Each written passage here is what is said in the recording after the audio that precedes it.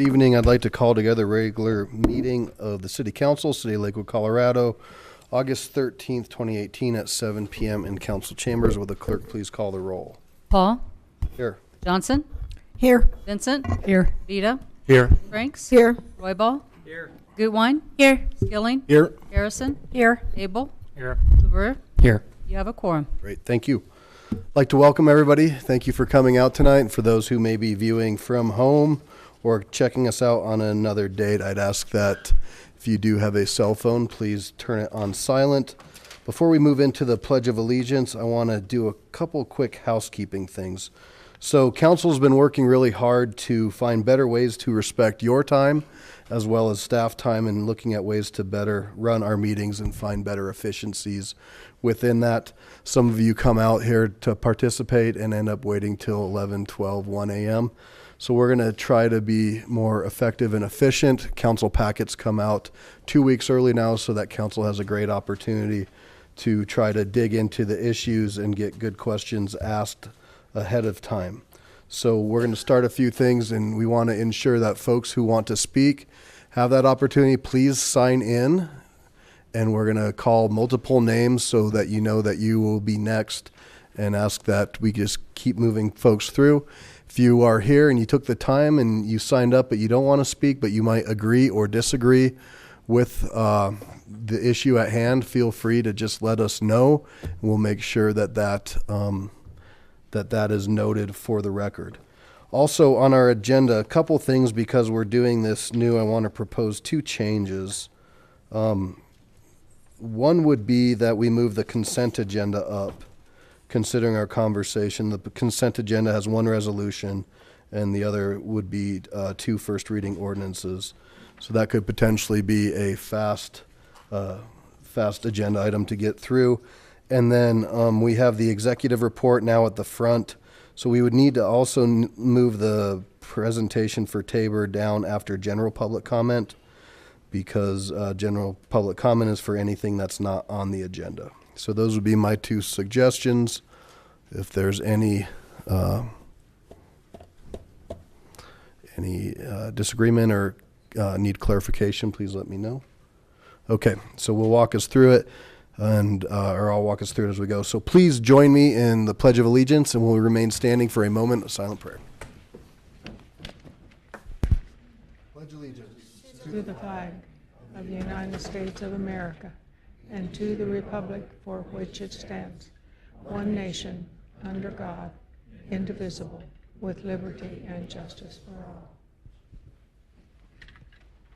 all. Thank you. Please be seated.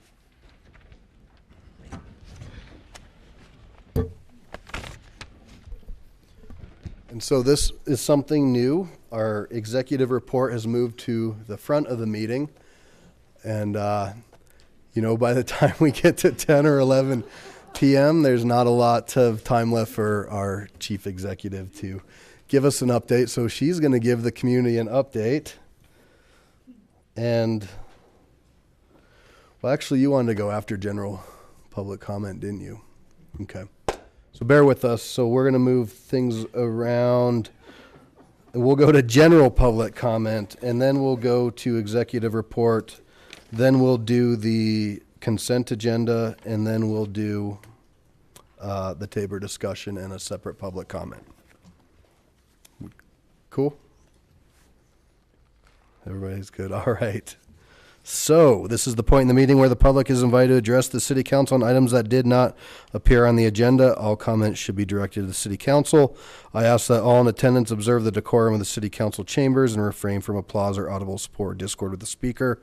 3-minute time limit, 2.5. It'll the green light will turn yellow, and then when your time is up, it'll go red, and I'll politely ask you to wrap that up. So please sign up. If you haven't had the chance, when you come down, there'll be a sign-up sheet at the clerk's desk to ensure that we have your information for the record. And again, this is for non-agenda items. There'll be a separate comment period for Tabor-related comments coming up.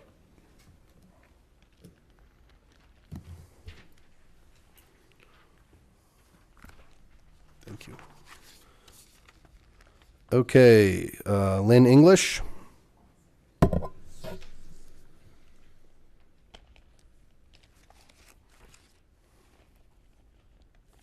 evening. Good evening. First off, for those in the audience who don't know, the asbestos report at 1619 South Lee has not been, I'm sorry, can you hear me? Good. The asbestos report for 1619 South Lee, the rat-infested home, was not received today as expected. The company's website who did this said that they can turn around in 24 hours. It's been 2 weeks. So we're all wondering, how much longer is it going to take them? So I'm hoping, of course, that you people, and I'm sure you will, stay on top of them about this daily. So we're left with, we don't know if the house will be raised or rejuvenated, and if that's the case, will the owner be moving back in? And we don't know those things yet, obviously. But I'd like the city to be ready to address what happens if it is rejuvenated. Others may address this tonight too, and we just need to know the plans going forward in detail, including code references, in advance of implementing them. The main questions I have are, what will the plans be, regardless of being raised or not, to clean the grounds and the stinking irrigation ditch? Because that has to go hand in hand with this. If Paula returns, will she be allowed to bring back her contaminated belongings? This is important. What measures will be taken to ensure she can never again cause these kinds of troubles in her neighborhood? I wanted to, because we've had such a hard time getting any kind of documentation, be it email, electronic, paper, or otherwise. I wanted to read an email to Kelly Houghton's request for information from Jessica Clausen, who is the business support specialist for the city of Lakewood. I mean, I don't understand most of it, so I don't know how anybody else can. It says, in the initial request, you were seeking only email correspondence between the city and the homeowner. Specifically, that verifies that the homeowner is being held responsible for all expenses. As stated in the response email, there will be emails between the homeowner and the city, not just for the specific subject as requested. If you were to submit a new request with the same wording as the original request, the outcome results would be the same. Certain emails and/or documents to emails might be, this is one sentence, certain emails and/or attachments to emails might be removed or redacted from documents responsive to a request because it was an attorney-client privileged communication, understandable, information deemed confidential pursuant to the Open Records Act, or another state statute, electronic email addresses provided by a person to an agency, institution, or political subdivision of the state for the purposes of future electronic communications to the person from the agency, institution, or political subdivision, any records of ongoing civil or administrative investigations conducted by the state or an agency of the state. Please review the section for the full list, as if that wasn't comprehensive enough and not understandable, because it's a run-on. You know what we're asking for. You all know what we're asking for. And we're being told every time we try to get some kind of documentation that you didn't ask for it in the right way. You didn't ask in the right place. Will no one do some oversight here and make sure that your staff is able to provide us with some kind of documentation? We need it to represent the people who are upset about this. So, in ending, rather than consider us an adversarial group, which we have become, please be conscious enough to know that your consistent handling of this issue has created those sentiments towards you in time because of this kind of digging your heels in, pushing mud uphill. Thank you. Thank you. Lynn Kenny. And then I have Bing Walker, Alicia Clark, and Nevaeh Valateria, Alan Heald, Chris Muser, Eva Frickel, and Mike Moeller. Good evening. Excuse me. Good evening. Thank you. So it's still the last summer. It's still 2018. It still smells. And I'm fearful that the neighbors on Lee Street have become used to the odor. I get a blast when I walk by or even when I'm driving. So LCAR, which of course, as Lynn mentioned, Lakewood Citizens Against Rats, continues to solicit and receive unsolicited comments from neighbors and residents in Ward 5. And there's a theme of what we want in place before Paula returns, if she does return. Regular on-site inspections by code enforcement with terms, conditions, and consequences clearly detailed in writing. A lifetime prohibition against pets of any kind. And if there's a predisposition toward hoarding, then mandatory appointments with licensed or certified counselor or therapist. However, as we've been talking about, none of this will yield results or carry any weight without the support of the entire administration, starting with the city attorney. And the stipulations need to be enforced immediately. Developing code seems to have stalled. Developing these codes seems to have stalled. A proposal to you may be that you form a focus group comprised of members of your staff, residents, and neighbors. I also am disappointed that the asbestos report was not received. And I looked up several different companies, and they all say that you can have it in 24 hours. So one of my big concerns since the beginning has been, especially when I heard, that Paula was there when she wasn't supposed to be, and she was hanging out with the remediation company. Is this an arm's length transaction? This is what I'm asking. I know you're not going to answer that tonight, but I want you to remember that. And I'm a project manager. I was for 25 years. Big projects. So I like to analyze. I like to see what went wrong. And I also like to see how we can fix it. Thank you. You. Bing Walker, Alicia Clark, Nevaeh Palateria. Good evening. Evening. Welcome. Thank you. I have a contingent here. So hi, my name is Bing Walker, and I'm the logistics coordinator for the Communities That Care initiative here in Jefferson County, which focuses on preventing youth substance misuse, violence, and hopelessness and anxiety. Research shows that youth from CTC communities were 37% less likely to binge drink, 25% less likely to engage in crime, and 32% more likely to have abstained from the use of any illegal drugs. For now, the Jeffco CTC communities include Lakewood, Wheat Ridge, and Edgewater, with the targeted schools of Lakewood, Wheat Ridge, Jefferson Junior and Senior, Longview, and McLean High Schools. This past spring, we hired 21 youth interns representing those high schools to conduct youth focus groups.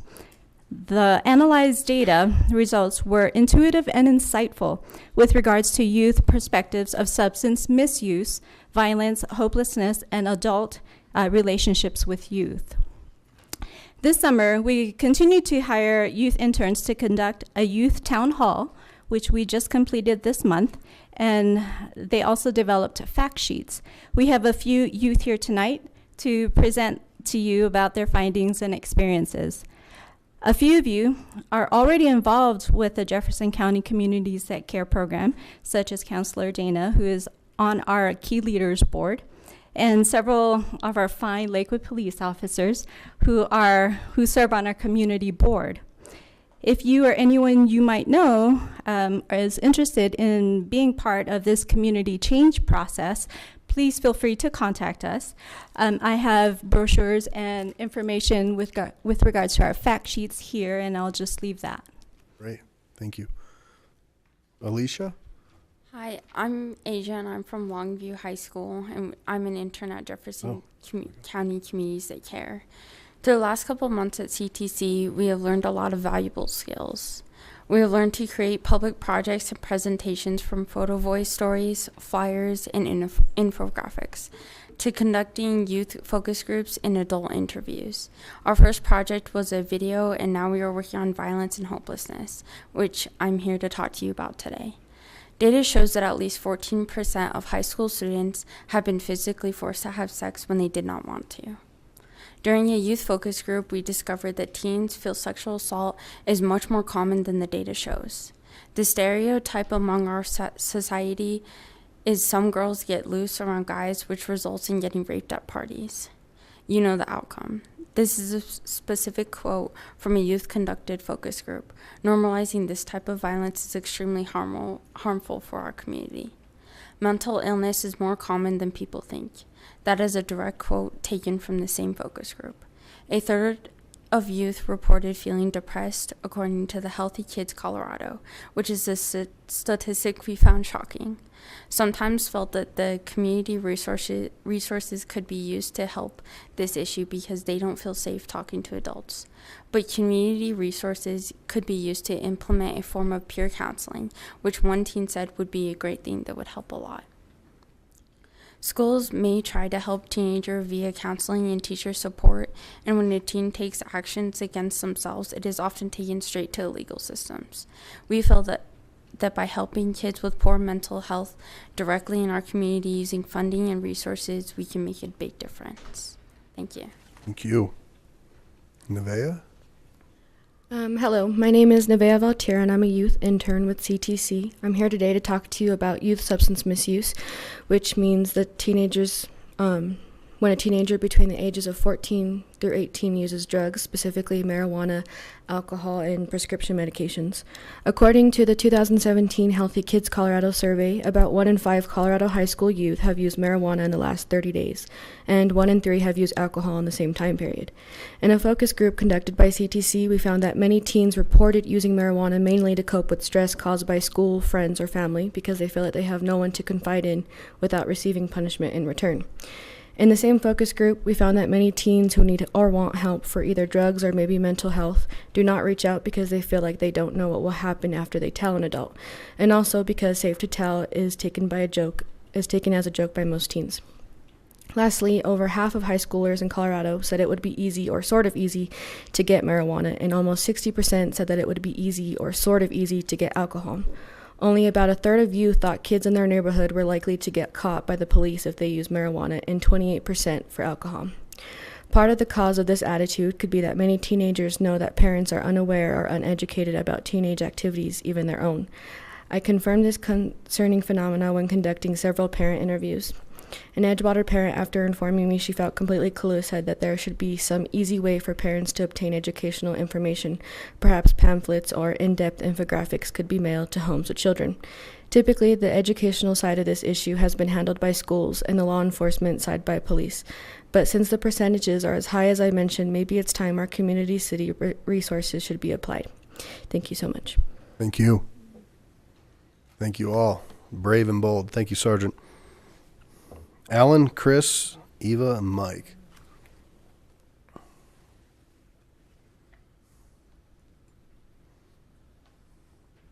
Good evening. Good evening, Mayor Paul and City Council members. I'm Alan Heald. I live in Ward 4. I have a couple of comments tonight I want to make regarding the Development Dialogue Committee and the Planning Director Authority as it relates to the work of that committee. First, thank you, Councilor Skilling, for creating this important committee, and to all the councilors who are serving as well and participating, as well as to Commissioner Hollander. I appreciate the active work of this committee and the dialogue. Almost a year ago tonight, I gave a public comment on my concerns about overdevelopment in Lakewood, and specifically I shared my observation that the planning director seemed to me to have too much power. My comments got zero traction last year with council, so here I am again. Since that time, the planning director approved a 100% high-density housing project on a parcel zoned MES in Ward 4 near where I live. And this led to the city being sued, as everyone knows. So here we are a year later with the same planning director still employed, And he recently said at a Development Dialogue Committee meeting in July that he rezoned the parcel behind Safeway, which was the subject of the lawsuit, because the MES zoning was wrong for the parcel. In addition, he said the developer could build whatever he wants there. So my concerns expressed about a year ago were really borne out by the actions over this year. And Mayor Paul, when you and I met for coffee over a year ago, a long time ago, and you heard me out on my concerns about developers calling the shots on Lakewood development, which is my feeling at the time. And you gave me a copy of the comprehensive plan, and you advised me that between the plan and the zoning ordinance, the developers could not just build whatever they wanted, wherever they wanted. Well, I felt reassured by that. I appreciate the communication. That gave me some hope, but later it left me a bit puzzled as to how a high-density residential apartment complex could be approved on a parcel zoned for mixed-use employment. So my euphoria with there being some control evaporated very quickly. I did more research, and I discovered that the director has the power to interpret. And this power has led to rezoning with no process at all.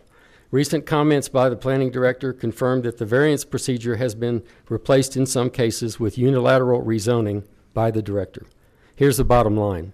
No matter how the Development Dialogue Committee may rezone specific parcels, as long as the director has the right to interpret the code and authority to unilaterally rezone property, your efforts can and will be easily overwritten. I don't want to see that happen. I really appreciate the work of this committee, and I want your efforts to bear fruit. History clearly sends the message that as long as you have one staff person who can favor developers over the zoning ordinance, the developers will be able to manipulate zoning for their profit. So step one is to eliminate the right of one person, a non-elected, non-resident staff member, to change zoning at a whim. And step two is not to rewrite the zoning ordinance for today, which seems to be an important focus of the committee. Today will officially become yesterday, effective tomorrow. We all know this. Time moves on. So redefining specific zoning today may not be effective as time marches on and city needs change. So to me, step two is really simply to require that the planning director follow the process in the zoning ordinance that were encoded to deal with ever-evolving development issues. And I'm speaking about the zoning variance process. When change needs to happen, there's a process for it to happen. All it needs to be effective is for it to be properly used. And while I appreciate the work of the Development Dialogue Committee, the heart of the problem is that the planning director has the power to unilaterally rezone property, and he uses this power freely. If you don't rein in the absolute power of the director, both the zoning ordinance and the comprehensive plan are just a couple of piles of wasted paper. Thank you. Thank you. Chris?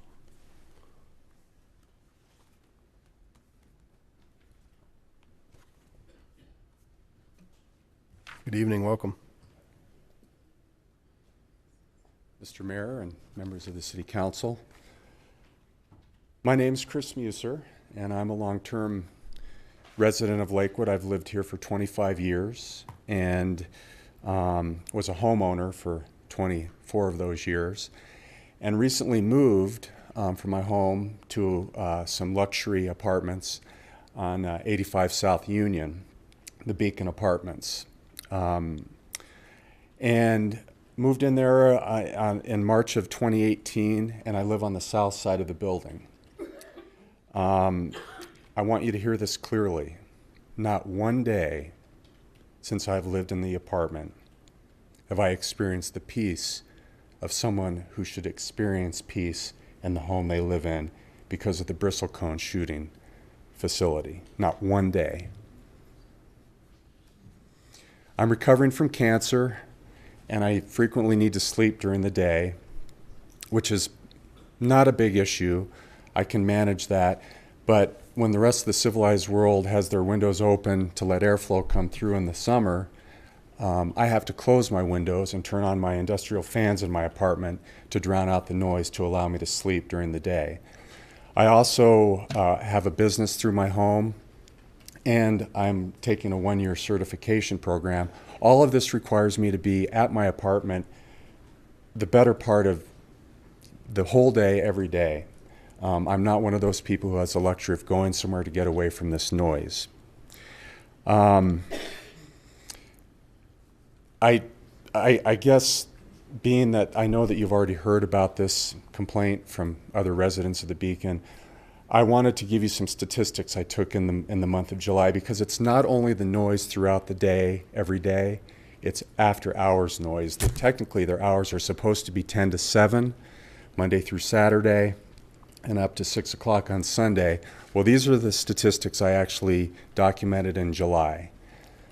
There were 21 occurrences of the facility shooting after 7 o'clock at night. There were 16 occurrences after 8 o'clock at night. There were 13 after 9 o'clock at night. And there was even one occurrence after 10:30 at night where I actually had to call the Lakewood police because it woke me up out of sleep.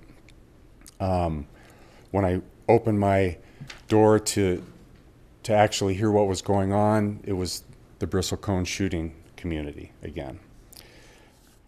Those statistics, those statistics are really troubling. I'm here as a representative of several people from the Beacon community. I am not anti-gun. I want to make that very clear, but I am anti-noise. And I believe in peace, and we should have peace around our homes. Union Square is not the same place it was in February of 2016 when the Bristlecone facility first opened up. There's 348 apartments now within a football field of that facility. I'm not only worried about the noise, but I'm worried about the environmental impact. We don't know what's coming out of the air from the Bristlecone community. We don't know what's getting into the ground around the facility. How do we know, and how can we be given assurance that there isn't lead pollution, that there isn't that type of thing going on as well? Because again, we live within a football field of this. I was lamenting to a friend recently about this whole situation, as I'm doing with you tonight. And she said, "So how do you feel living there?" And I said, "I feel tortured." I said, "I'm exhausted living in my own apartment, in this luxury apartment off of Union. I'm exhausted all the time because this noise never stops." So I would pose this question to the city council and you, Mr. Mayor, tonight. What if this was your neighborhood, your home, your peace that was being compromised all day long, every day? How would it make you feel? So my question in the bigger sense is, what can be done about this? This is not normal in a residential area. This is not normal, okay? This is a huge problem. Okay, so that's what we're here to hear your response about is what are the next steps for us to get some peace of mind. Thank you very much. Thank you. Eva? And then Mike.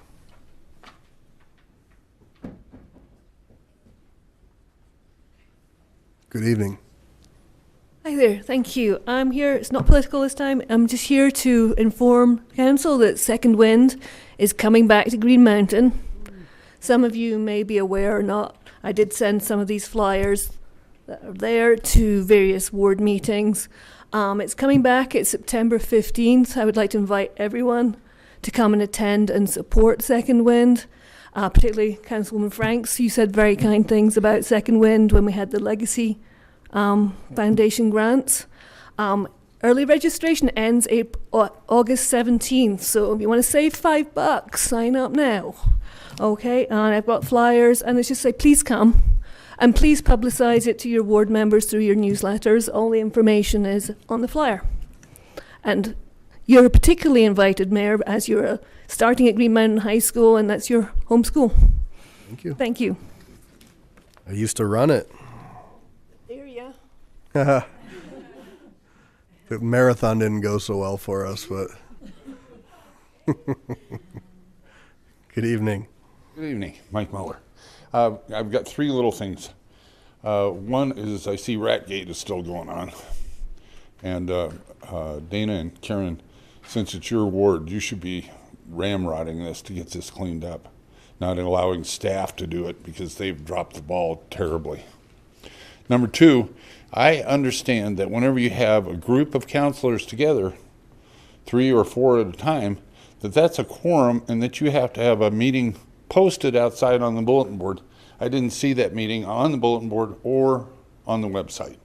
That's against the law. I would suggest you keep on top of that. All public meetings have to be posted. You don't know? I don't know what you're talking about. Oh, well, all these counselors were on 13th Avenue, taking a tour of 13th Avenue, and that was a quorum. Okay, it's against the law. I know it doesn't bother some people around here, but it's against the law.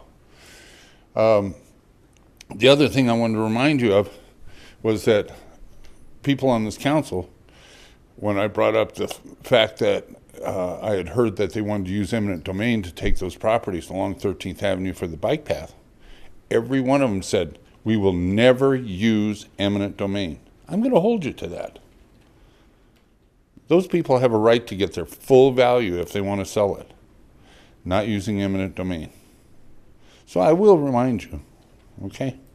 But as far as Dana and Karen, take care of Ratgate, because I have a feeling it's going to come back to haunt you on election day. All right?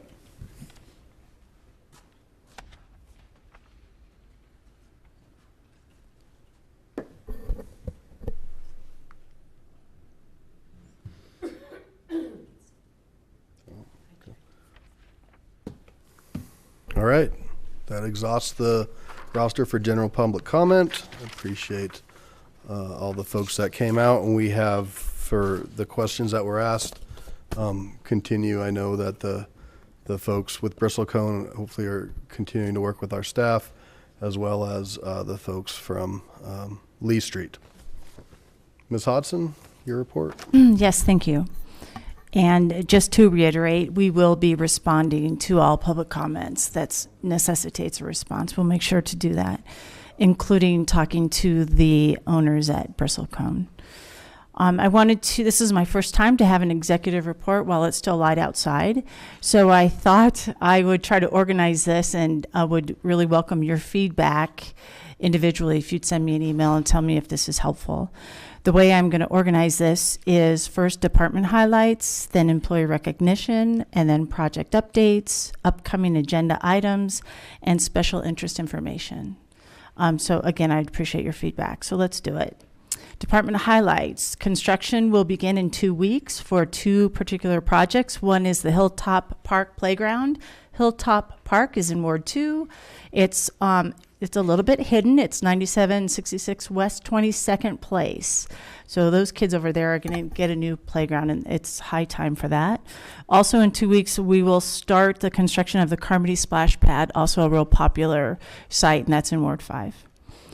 The city clerk's office, we've just completed our first year with a full-time passport agent, first year, and all told, we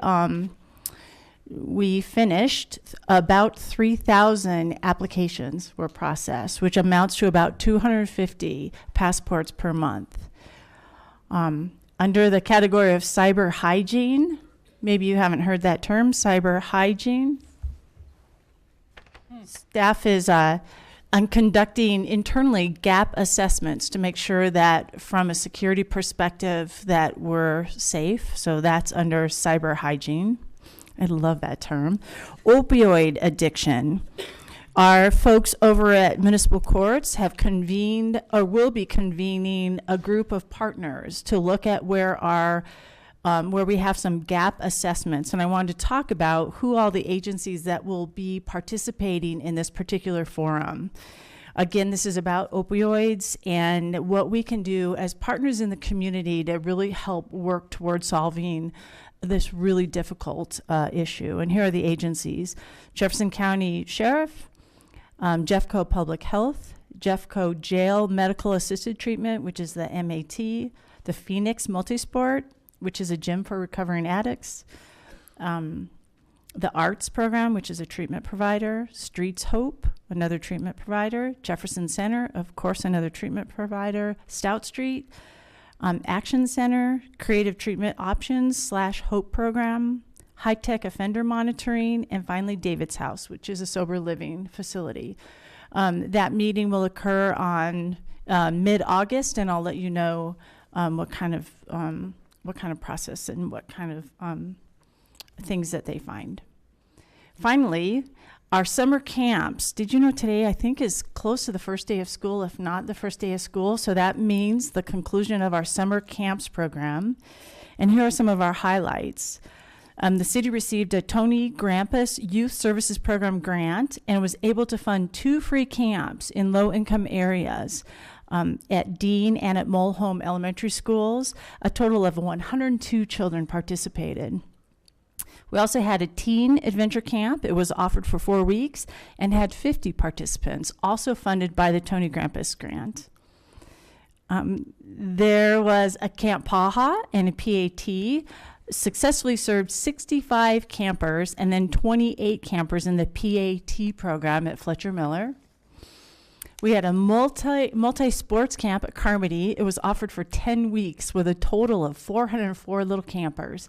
And those kids came home exhausted, which is exactly what mom and dad want to have. The gymnastics and climbing camps have also been really successful. We held 11 camps, and that served 199 little participants. And finally, a real exciting one, Lakewood offered the new Ninja Swim Camp. Little Ninja Warriors in Lakewood. It was a hit, filling the first week of registration. And we had 3 weeks, and we had 72 little junior ninjas right here in Lakewood. Altogether, Lakewood served over 920 little campers in our summer camp program. From an employee recognition perspective, our IT team wanted to do a team building event, so they decided to volunteer at the Action Center. They went as a group, and they gave almost 4 hours on the 8th, just volunteering, putting together ready for school packets for the kids. What a nice way to do team building and also helping our community. Agent Matt Shea, he did the active shooter training, and our own detective Jim Torzak, they just received their Master Firearms Instructor certificates from the Colorado Firearms Instructor Association.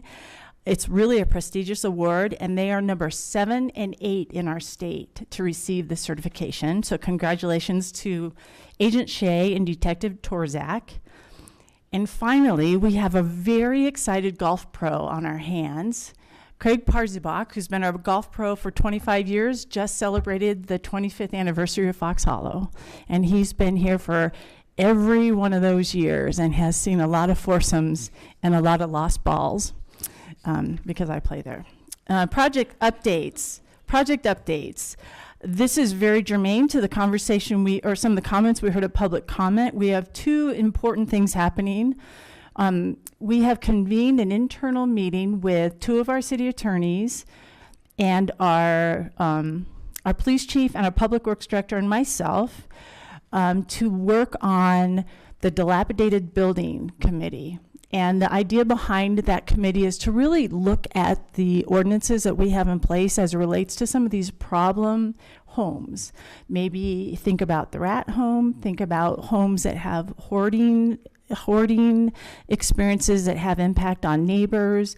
We have a couple of homes with some drug issues, some meth kind of issues, and we have found that these ordinances were written years ago in a different time. And so the committees come together to look at how can we look at other cities and other ordinances that are more effective potentially and give us more ability and authority to take action in a quicker manner as it relates to some of these dilapidated homes. And along project updates perspective, we also have our motel, hotel, lodging license program. That's also been called the nuisance ordinance. That's scheduled to come in front of you on December 3rd. And I know our prosecuting attorneys have worked really hard on this, and we're looking at best practices as well so that we can have some positive impact on some of the more negative things that are happening in our community as it relates to motels and hotels. So that's really early in December. You should see that. Upcoming agenda items. You have an urban renewal training on Friday, August 24th, facilitated by Downtown Colorado, and I think you've all gotten that invitation. The bad news is we also have Cops that Cook on the same day. It's a pancake breakfast at Clements Community Center, 7 to 10. So maybe you can do both, but you'll be in a hurry. That's over, like I said, at Clements, and that particular event is fun. It's watching our cops cook pancakes and sausages. That benefits the Lakewood Police Department, our municipal courts, and the Elks Lodge Veteran PAC program. The Action Center is having an open forum tomorrow evening. This is a really important conversation to have with the new management at the Action Center, and you've heard that there are some, they're dealing with some real significant financial problems and issues, and this is a chance for you to talk to the new leadership there and to listen to what those issues are, what they may be asking all of the cities for. I know Jefferson County has contributed funding already. And also, I think you'll want to hear how they plan to make their financing plan sustainable, so that they can get back on their feet. So again, that's tomorrow evening, August 14th, 7 to 8:30. It's called an open forum. Please RSVP if you haven't already, but if you don't, it's okay to show up anyway. And this is over at the Action Center. Finally, under special interest information, I wanted to tell you about our agent who was in a pretty serious accident, Agent O'Donnell. He has, his injury or his accident was on the 2nd. It was an on-duty motorcycle accident. And as you know, a vehicle turned left right in front of Mark, and he was on his motorcycle. He sustained numerous fractured bones and underwent 3 different surgeries, amounting to about 18 hours of surgery. And there's more surgery expected, but they're giving him a break now. The doctors were delighted, as is he and his family, that there isn't paralysis, even though there was a fracture in his neck. So we appreciate your continued thoughts and prayers. His spirits are really good, and he's hoping to be able to go home, I think, on Friday. So our best wishes to Agent O'Donnell. And I'm going to read this one. You might have heard this. This is an amazing breakthrough. We had a cold case from 1984. You might have heard about this. This is exciting for our police department. This is all due to new DNA technology. Let me read this. In 1984, Patricia Smith was brutally murdered in the 12600 block of West Bayard Avenue. No suspects were ever identified. 6 days after her murder, the Bennett family in Aurora was murdered. So one here in Lakewood and one in Aurora. No suspects were identified in that case. But because of advances in the DNA technology and because Lakewood had such good records, we were able to conclusively link the suspect as the same person in both cases. So in July, we were notified that the inmate in Nevada matched that DNA profile. And between our DNA samples and Aurora's DNA samples, Lakewood's were better, and they were able to come up with a match right away. So he's been in custody since 1984, but just recently his DNA was added to the bank, and now we've obtained a warrant for his arrest, and there was a press conference just last week. So that's really good news. Finally, a resolution to a cold case, and I'll bet the family members feel really, really good and relieved by that. So that's my report. Thank you very much. And again, if you have feedback regarding any of the information I shared, I'd be happy to take that from you next week. Thank you. Great. Well, thank you very much. Nicely done. What are you going to do with the rest of your evening? I won't be writing an executive report anymore. All right. Appreciate it. A lot of good information. And again, we send our continued support, thoughts, and prayers to Agent O'Donnell and his family. Okay, so now we're going to jump to the consent agenda. Before I have that read in, Ms. Hodson, does Mr. Hutchison have a presentation or? No, there's Okay. not a presentation. Great. Thank you. All right, the use of the consent agenda has been made to expedite council action. It contains both resolutions and first reading ordinances. Resolutions are items of a routine nature. Members of the public will have an opportunity in a moment to comment on any of the proposed resolutions. First reading ordinances appear on the agenda only for the purpose of setting the public hearing dates, and ordering the newspaper publication of that proposed ordinance. No public comments will be heard this evening on first reading ordinances. The public will have the opportunity to comment on the proposed ordinances during the scheduled public hearings on the dates set tonight by the City Council. Any council member may request an item on the consent agenda be removed for separate discussion under general business. Will the clerk please read the items on the consent agenda into the record? The consent agenda consists of items 7 through 11. Item 7, Resolution 2018-35, authorizing an intergovernmental agreement among governmental entities within Jefferson County agencies to create the Jefferson County Collaborative Transportation Forum, JEFCO Forum. Item 8, Ordinance O-2018-14, to rezone land located at 2800 South Rooney Road, Lakewood, Colorado, 80465, County of Jefferson, State of Colorado. Item 9, Ordinance O-2018-15, to vest the zoning for land located at 2800 South Rooney Road, City of Lakewood, County of Jefferson, State of Colorado. Item 10, approving minutes of City Council meetings. City Council regular meeting, June 11th, 2018. Item 11, accepting minutes of the boards and commissions. Advisory Commission for an Inclusive Community, Executive Committee meeting, May 2nd, 2018. Advisory Commission for an Inclusive Community, Executive Committee meeting, June 6, 2018. Advisory Commission for an Inclusive Community, full commission meeting, April 18th, 2018. Advisory Commission for an Inclusive Community, full commission meeting, May 16, 2018. And Advisory Commission for an Inclusive Community, full commission meeting, June 20th, 2018. Great. Thank you very much. Ms. Johnson?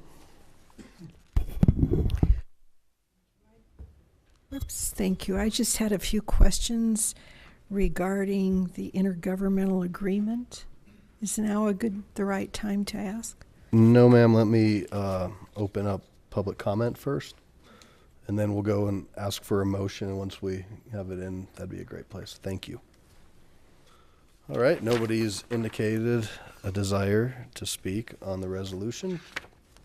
So I'll open public comment, close public comment. And you know what, Councilor Johnson, before we do a motion, why don't you go ahead and ask your questions. Thank you. This sounds like a very worthwhile idea.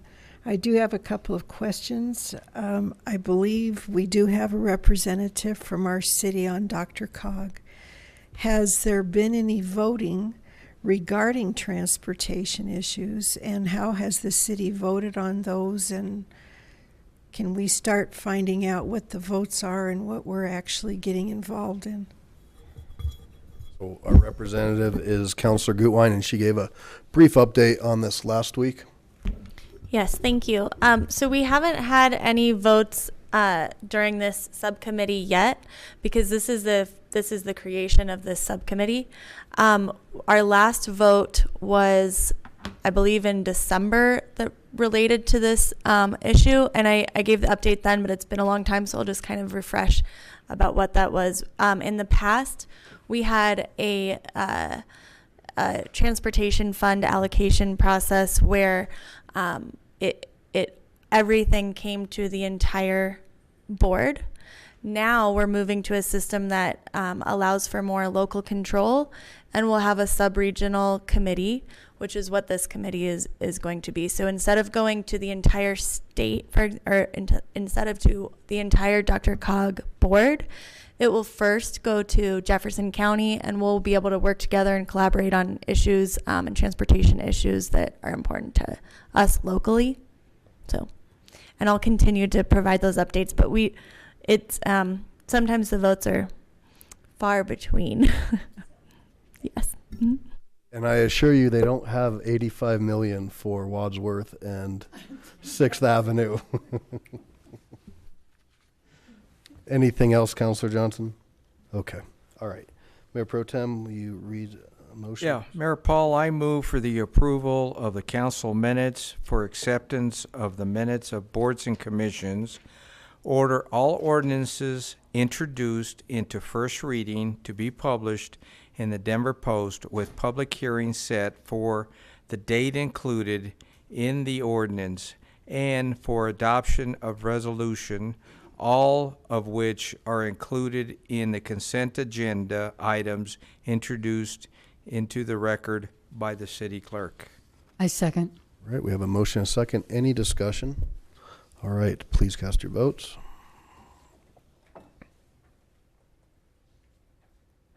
And Councilor Franks, do you want to? There we go. Thank you. All right, passes 11 ayes, 0 nays. Okay, moving right along. So next up will be what was originally item 4, and that is the Tabor discussion. And as most of you know, council began this some time ago. There's been multiple community discussions as well as a special public comment period last week at our study session. So with that, if you'd like to speak, please get up there and sign before our clerk gets back there. Again, it'll be the same 3-minute rule, 2.5 green, 30 seconds yellow, red will go ending.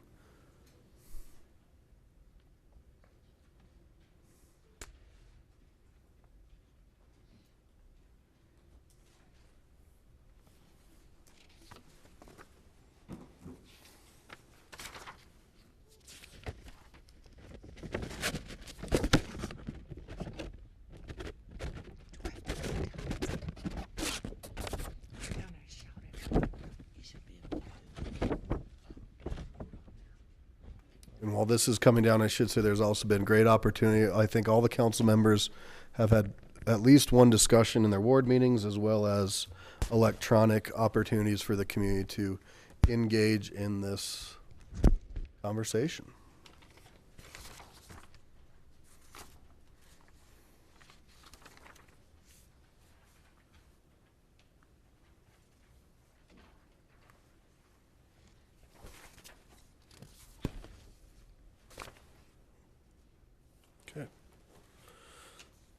All right. So first I have Renee Sanders. While she's coming down, Shirley, you wanna speak, or you? Okay, that's great. Shirley, Natalie, Keith, Peggy, and Ken. We'll start with that. Good evening, welcome. Good evening, City Council and Mayor Paul. My name is Renee Sanders, and I have been a homeowner and taxpayer in Lakewood for the last 32 years. Not only that, I'm a third-generation resident to the Lakewood area, although when my grandfather had his home built here, it was not yet a city. So clearly, I have invested in this city, and I have long and deep roots here. I love this city, and I would like very much for the city to reinvest in itself. The portion of the city that I live in, Ward 2, has some really long neglected needs that I would like to see invested in while we have the income to do so. I was told during, the Great Recession, well, obviously we don't have the money to do much of anything but keep our heads above water. And we tightened our belts as a city. We surely did. And now we're in a period of recovery, and I would like to see the city reinvest in itself. In my ward, Ward 2, we still are begging for sidewalks and street lights. I really don't think it's that much to ask, especially when, during the 32 years that I have lived here, Belmar has been built, a new hospital has been built and accommodated, and sidewalks and provisions have been given to that. And we still, in the northeast sector of the city, are begging for you to please invest in just some of the simple structural needs. I'm asking that you put forward before the voters of my city that I am a third generation of. Please put before the voters the question of reinvesting some of our excess Tabor revenue back in ourselves before the next recession hits. Thank you so much. Thank you.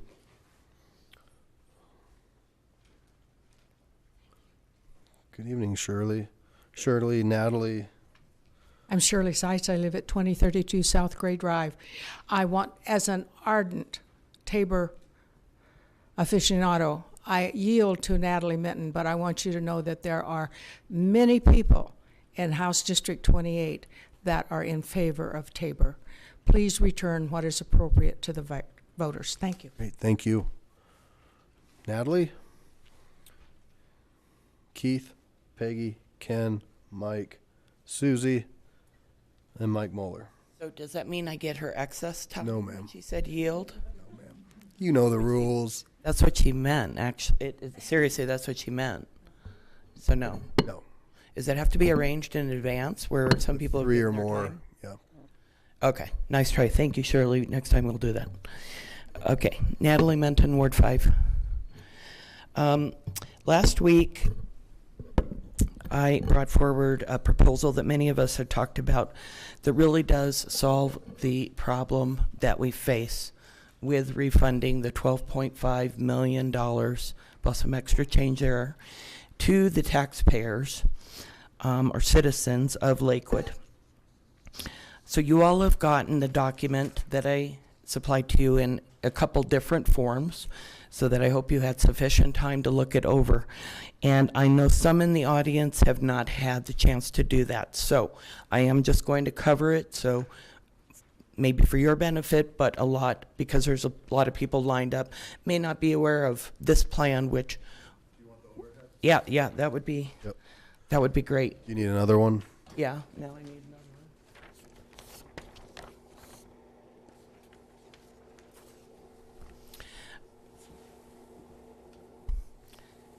I don't know why I can't remember how to do it. Okay, there we go. All right, so this is a simple way to refund the excess tax revenue and accomplish what the community wants, and that is remembering that the Tabor tax refund really does belong to each and every individual who helped to contribute in. Now, we're not going to be able to figure out who contributed down to a penny of what they contributed, but Tabor knew that and states to do it in the most reasonable way possible. In the past, the refund or excess revenues, excess collections, were refunded on the stormwater bill, which I just got mine the other day. The other way was it was credited on property tax. In both of those forms, it benefited homeowners, but it left renters and others outside of that refund mechanism. So they had contributed money in, but they had not benefited. The way that this is structured is that it reaches all of what we would hope is the majority of the residents in Lakewood who are registered voters. And by doing that, there's a couple advantages. The first one is we have what could almost be considered a unique identifier. I don't want to use the word social security number, but a voter ID number, which allows us to identify that person. And nicely, it doesn't risk your privacy like Social Security would, because the voter ID is public information. So what it would do is take, and I already have the spreadsheet like I described, a spreadsheet of roughly 93,000 and change voters who were here as of June 30th, but they also were living in Lakewood as of mid-year last year, because we want to ensure that a brand new voter who moved here is not the one that's going to get a refund. I think that sounds fair. So out of that, we've got 93,000 and change. We've got $12.5 million and change. If you take that money and right off the bat just divided it, that's getting to you to about $133 refund per individual. Now, we do know there's some people in the community that would like to keep the city, keep it. We just heard one speaker, but we know there's a bunch of people that also want their refund back. So how do we make everybody happy? What we do is we, as we say on here, set up a website on the city using a database that has a voter ID number in it. Somebody is able to log in knowing, because they got the public information from the city in looking at Lakewood, Channel 8, ward meetings, earned media through the newspapers. Folks, we've got a refund coming your way. Go to the website, find your voter ID number. If you want the city to keep it, log in. Say, I want my money to go to the police. Emily wants her money to go to the parks. Pete wants the money to go to the streets. Everybody gets their choice on whether the city gets to keep it or it gets refunded to them. The default, if they don't answer, is it gets refunded to them. There will be some other speakers who will follow up on this. Thank you. Thank you, Ms. Minton. So I have Keith, Peggy, Ken, Mike, Susie, Mike Muller, Scott, and then Kim Netherton. Good evening. Good evening. Howdy. I got the information sheet, and as a result of that, did some thinking on this. First of all, I live in Two Creeks. My name is Keith Dameron. I've been a resident for over 8 years now. I support putting it on the ballot. Just a general comment here is I've been opposed to the politicians at the state level that come out and say they love Tabor. They think it's great. The citizens get to vote on a tax increase, but then they refuse to ever take any tax increase to the voters. They just come up with fees and add those on. So in other words, we never get a chance to vote. I absolutely believe we should have a chance to vote on Tabor, and I'd be disappointed if we don't get that opportunity. I was going to comment on the fact that the benefit does benefit property owners. As a property owner, I benefit either way, but I'm an advocate for the money being put, I'll call it reinvested in the community. I believe that's what it belongs. I would be opposed if you were going to put it all in one group. I can argue for all three of those groups deserving some revenue to be able to do things that are on a long list of staff suggestions. But I believe it needs to be split into those three areas in a broad way so that you guys can determine what the city can do with it in roads and in parks. We have Two Creeks Park, which is very close to my house. It's never been developed. They mowed the weeds, I think, twice a year. And other than that, it just sits there. It's a park that's never been fixed. And I like the idea of fixing playground equipment. As a burglary victim 3 months ago, kudos to Lakewood PD. They captured the bad guy and my wife's stolen car and her phone within 5 hours after the burglary. Credit to the police. But I think law enforcement does need some money also for resources as they've outlined. And I'm certainly in favor of the traffic improvements. I went to a number of meetings on the Union Corridor when trying to get that stuff done, and I know that's probably where some of this would end up. But I think we need to look at those traffic improvements, and I don't see other revenue for that. So I think all of those categories are appropriate and need to be dealt with, and I would encourage you to do that. I guess I'll just end with that. I'll be disappointed if I don't get an opportunity to vote on that situation. Don't be like some of the state officials and say, oh yeah, we want the voters to vote on Tabor, but nope, we refuse to take it to the ballot. We don't trust the voters to vote. So give us an opportunity to vote. I believe it needs to be reinvested, but that's just my opinion. Thank you for your time. Thank you. Peggy, and it looks like Rosie. All right, good evening. You bet. We also need the overhead too. Okay, can we have the overhead, please? Thank you. All right. Would you like to tell them your name, Rosie? Go ahead.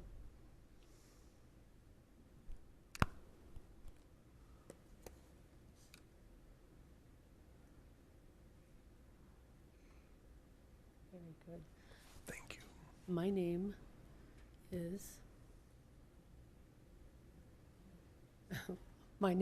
Nana. And Rosie is learning American Sign Language because she is slowly going deaf. And what do you have in your ear, Rosie? I have a hearing aid in my ear. Yes. Children's Hospital calls it her super ear. And one of the things we know about hearing aids through insurance is they're not covered by insurance. So it's something that you have to pay for yourself out of pocket. And what we were showing here is the day of the hailstorm that came last year. The $12.5 million came from that recent hailstorm, and we were involved in that pretty heavily. Her school was hit very hard. Colorado Mills Mall was hit very hard. In addition, we've had some increased premiums and deductibles, and so it makes it kind of hard for us who have to pay out of pocket for these kind of things for our children to pay for hearing aids, and we would really benefit from having our Tabor money back. So we would like to have the Tabor money back. We don't want it to go on the ballot. We know that the wealthy probably won't notice the money coming back, but I know that lower income families certainly will. They'll notice the money coming back for their rent, for stormwater fees. They'll notice the money coming back for any expenses, groceries, things like that. And for us and children like Rosie, they'll get their hearing aids paid for. So we would really like to have the money back and help families. We hope that you guys will use the proposal from Save Our Refunds to give the checks back to registered voters and let them do what they want with it. Either spend the money on hearing aids like us or give it back to police or parks or whatever they'd like. So thank you very much. Great. Thank you. Rosie, thank you. I can do a little sign language too. That's my name. Thank you. Ken, and then Mike Schumann, then Susie Rosemeyer, Mike Moeller, Scott Kiersgaard, Kim Netherton. Sir, good evening. Good evening.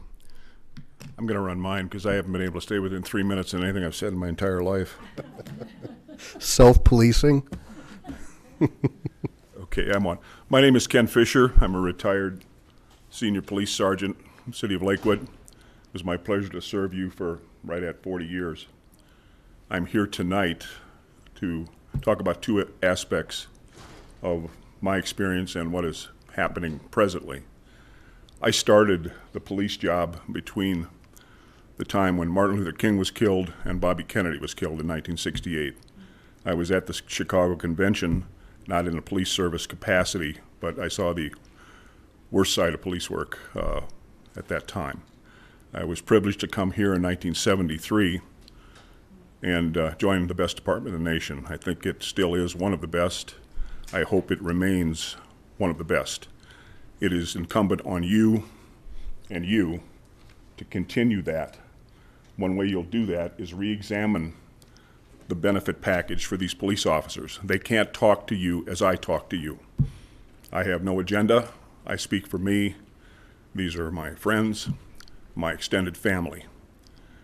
They do not have a great benefit package, and it's not her fault, it's not your fault, but something needs to be done. One of the things that needs to be done is Tabor needs to come back to the city to use for their benefit, specifically in the aspect of a disability.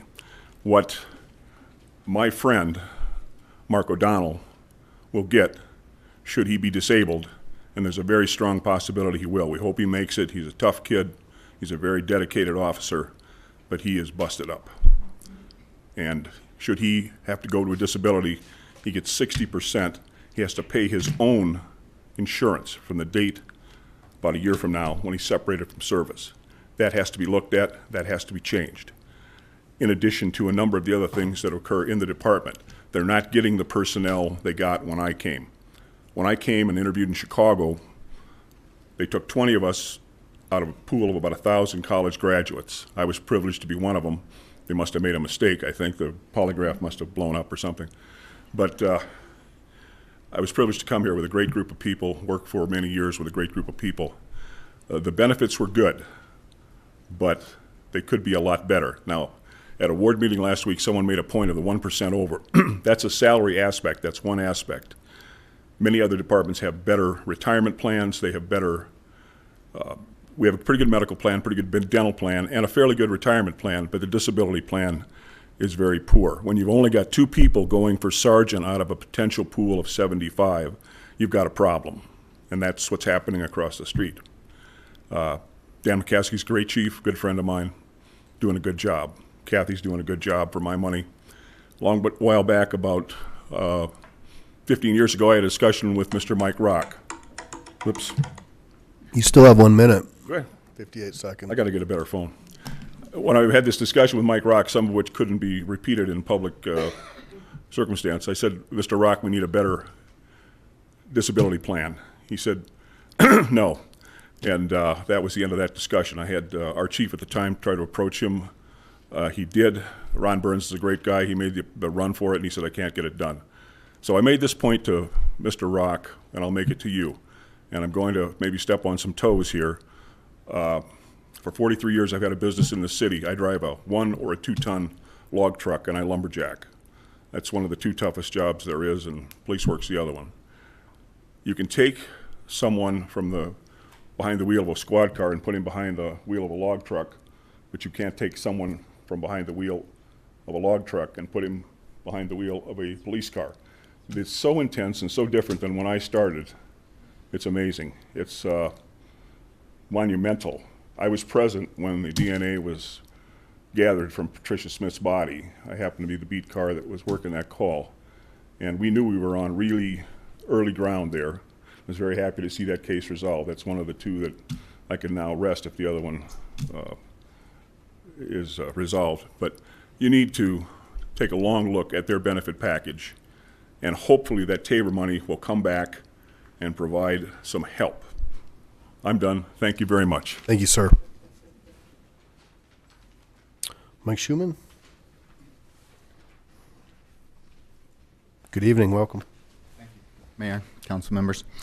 Thank you for having me talk on Tabor again. I want to make sure and emphasize to you, which you already know, that this excess money is because of the hailstorm that created anguish for many Lakewood citizens. Some people are still paying off their credit cards for the deductibles they had to pay. And now our insurance has greatly increased also. You're now spending the taxpayer money to promote keeping the people's money, and on a survey that can easily be completed by one person 100 times if they wanted to do it. This survey also manipulates people into giving you the answers that you want. If you would have refunded the people's money and not promoted keeping it, and now possibly adding the expense of an election, you would have more than paid for the expense of refunding the money to the people already. To most, if not all the people in this room, the $133, $135 may not be all that significant. But for many people and families that are not in this room and are not represented, this money could have a big impact. I've heard it mentioned to return the people's money through property taxes, through stormwater, and now through the voter registration. I think refunding the money through the voter registration is a fair and reasonable idea. Yeah, it does not exclude renters or give multiple refunds to the same person because they own multiple properties. The people that need the money keep their money, and the people who feel it's insignificant can allow the city to keep it and use it on their projects they choose, like open space. Please don't spend any more taxpayer money on an election, and let the people decide individually if they want to receive the refund or donate it to the city through the website. Thank you. Great. Thank you. Susie Rosemeyer, Mike Muller, Scott Kiersgaard, Kim Netherton, Rick Ash, Brenda Bronson. Good evening. Welcome. Good evening. I'm Susie Rosemeyer. I've been a Lakewood resident for 47 years. I attended Carmody when it was a junior high, and I graduated from Bear Creek when it was still in Morrison. So I've been around for a while.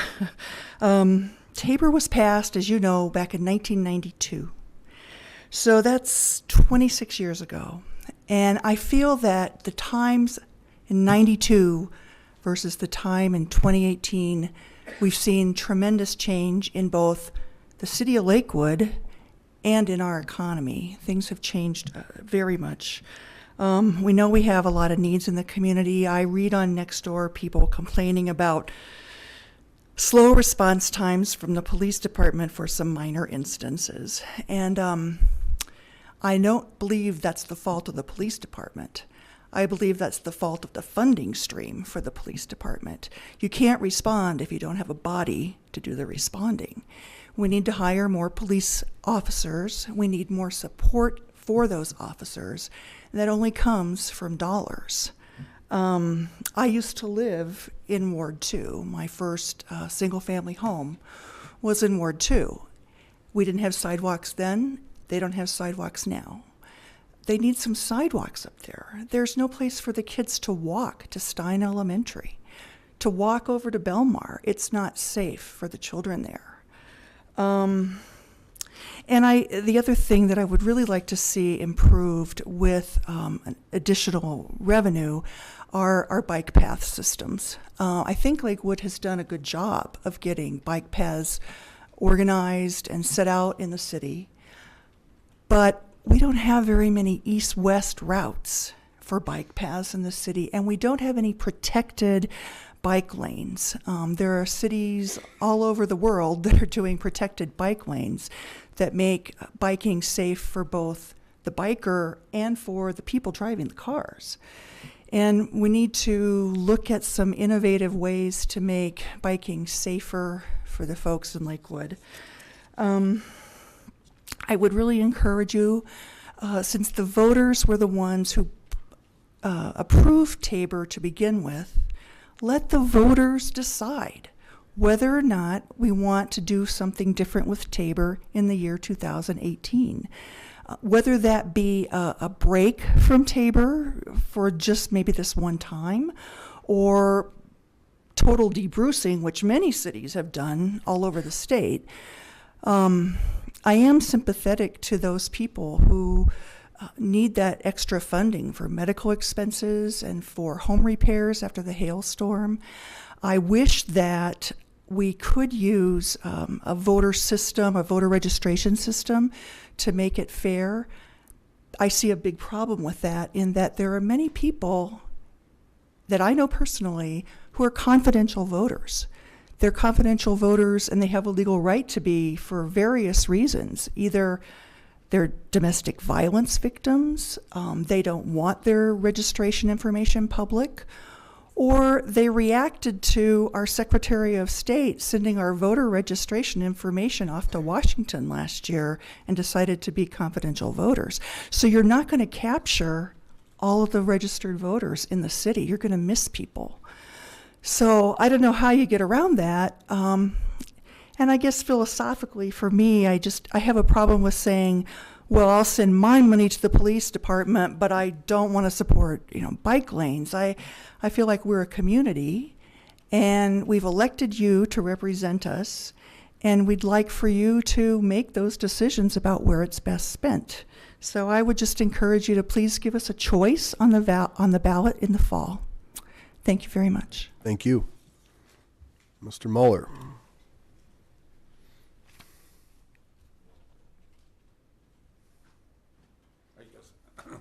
I guess I need a new watch too, because Yes. have been running way over. That's not a fact. You certainly do. I think you have it set to 2 minutes, because about 2 minutes you hang it up there. This is to remind people that the city has a $30 million excess right now. And the $400 that people want their money back. I hear people coming up here saying, golly, I want your money. I'm saying, no, it's my money. Why should I give you my money? It doesn't make any sense. Some people want it for a sidewalk. Some people want it for a park. Some people want it's my money. You overcharged me. I want my money back. It's that simple. If I want to give you the money, I'll give you the money. But I want my money back. Now, the other thing I had, this survey that I was looking at, it's a very interesting thing. I wonder what the age brackets are on those surveys. Are the youth voters, are they putting in comments? Are the seniors putting in comments? Or is it people that are very tech savvy that are putting in all the comments and can put in as many comments as they want from their office, from their house, whatever they want to do? I don't think it's fair. So I don't think the survey should be here.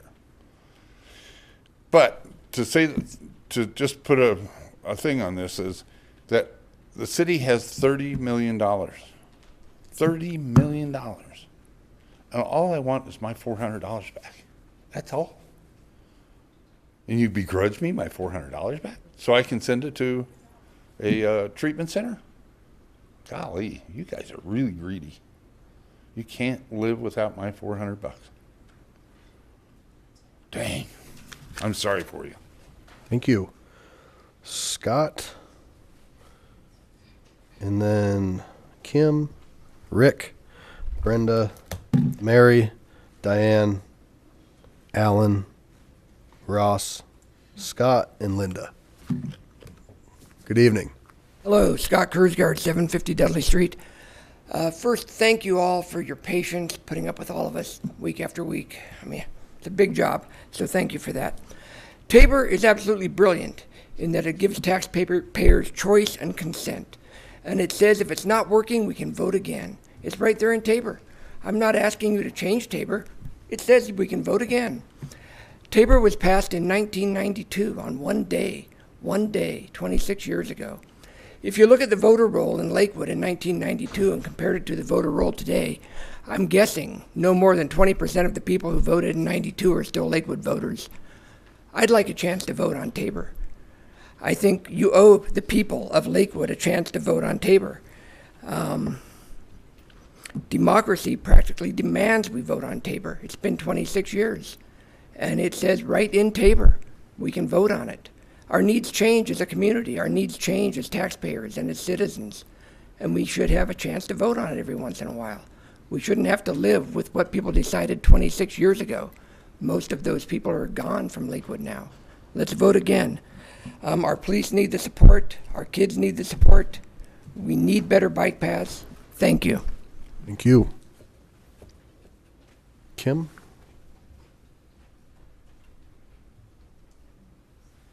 Hello, everybody. So I'm Kim Netherton. So at last week's meeting, I spoke here for many of the working families here in Lakewood who are typically underrepresented when decisions like this are made.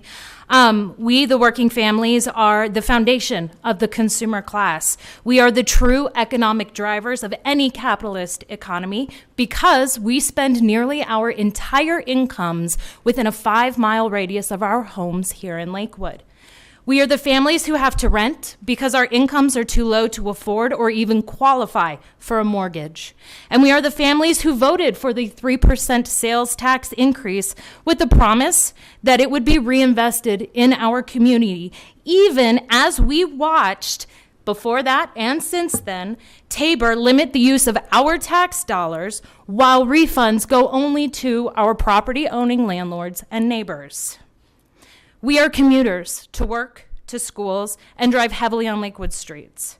We're parents who take a break from the daily grind to bring our kids to parks that have been steadily deteriorating for years. We are the families whose safety suffers when our police force is unable to answer calls quickly, when they have outdated equipment, and when they are not trained in community policing and effective de-escalation. Now, there are 3 vital decisions being made in the council chambers today. 1, do we put debrucing on the ballot? 2, does it sunset or do we continue in perpetuity? And 3, how do we distribute the retained funds if voters pass it in November? So we're going to talk it through. First, do we put debrucing on the ballot? To me, total no-brainer. You all know, after months and months of research and discussion, that this does nothing to hamper our ability to vote on future tax increases, and any discussion to the contrary is nothing but a distraction. Tabor intended for voters and taxpayers to be able to have a voice on the collection and distribution of their tax dollars, and that is simply what we are asking. Give Lakewood voters the opportunity to voice their opinion. I'm not asking you to vote yes or no in November. I'm just asking you to give me the ability to vote yes or no in November. Now, the second question is, do we let it sunset? Ideally, no. Honestly, I don't think anybody in here wants to go through this again. But that being said, a 15-year sunset sounds reasonable.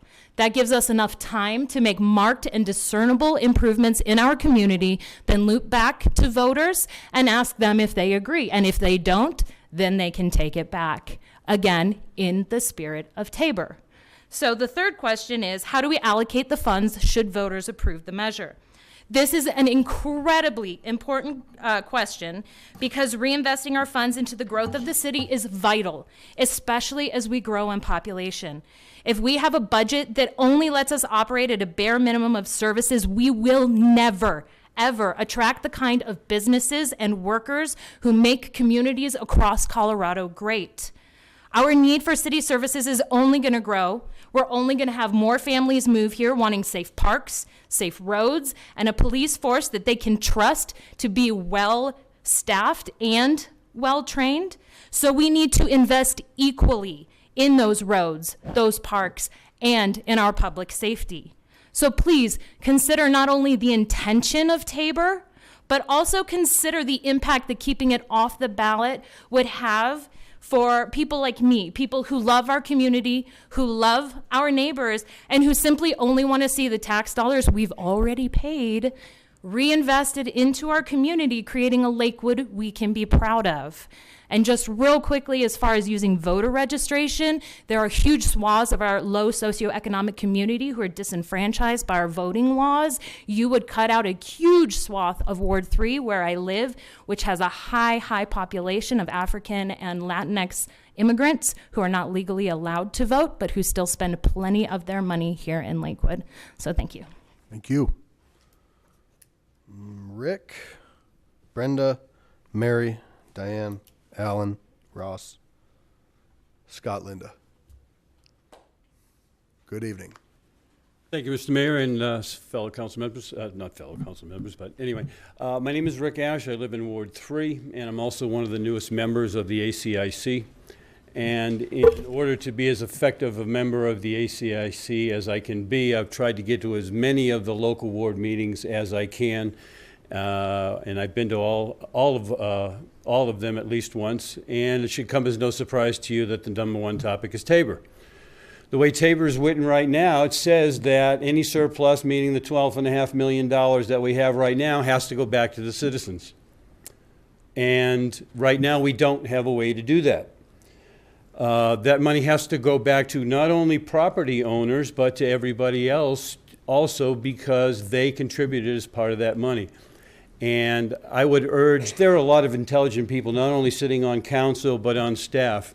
And I strongly urge you to find a way to be able to refund that money to the people that it's supposed to go to.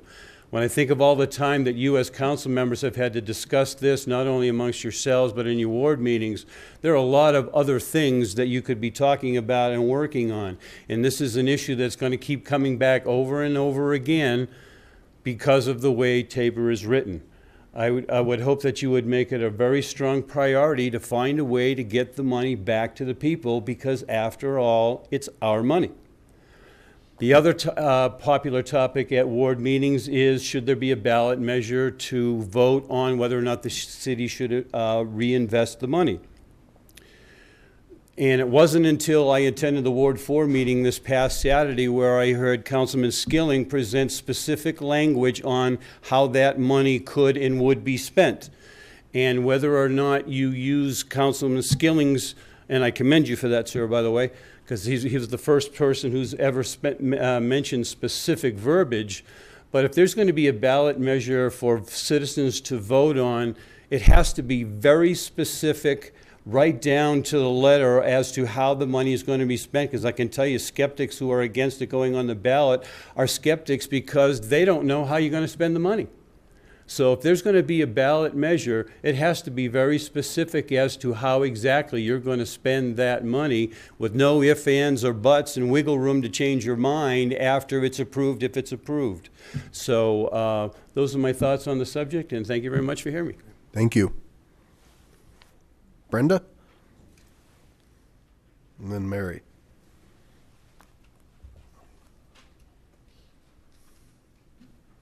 Good evening. Hi, I'm kind of reworking my comment because it looks like you're not going to be refunding it through property to property tax to property owners, to homeowners and business owners. Don't know. Oh, I don't know whether to give my comment or go off on this new one. Okay, let's see. I sent you all an email right as I was coming here, but I think my name is Brenda Bronson, and I live in Ward 4. Okay. I think you have to put it on the ballot. That's Tabor allows that, and to me, that's also a no-brainer. That needs to happen. I propose you consider a 10-year moratorium on Tabor funds on the ballot, so we don't have to go through this every year that we have a good year and have surplus taxes. Well, I had never seen or heard of, I thought that the way you were going to refund it was property taxes, so I have a huge argument about how unfair that is. And I don't think I have to say that. I think you got the point and why somebody wrote up another way to refund it. But sales taxes already unfairly target poor people. They spend all their money. If they can't afford a car, they're going to spend it totally that way. So it needs to go back to them. I did have a sort of a, what do you call it, just a brain. You might take a moratorium from taxes in January. Give everybody, take 2 weeks off of don't tax anything. Tell all the business owners that would refund it, wouldn't it? I don't know.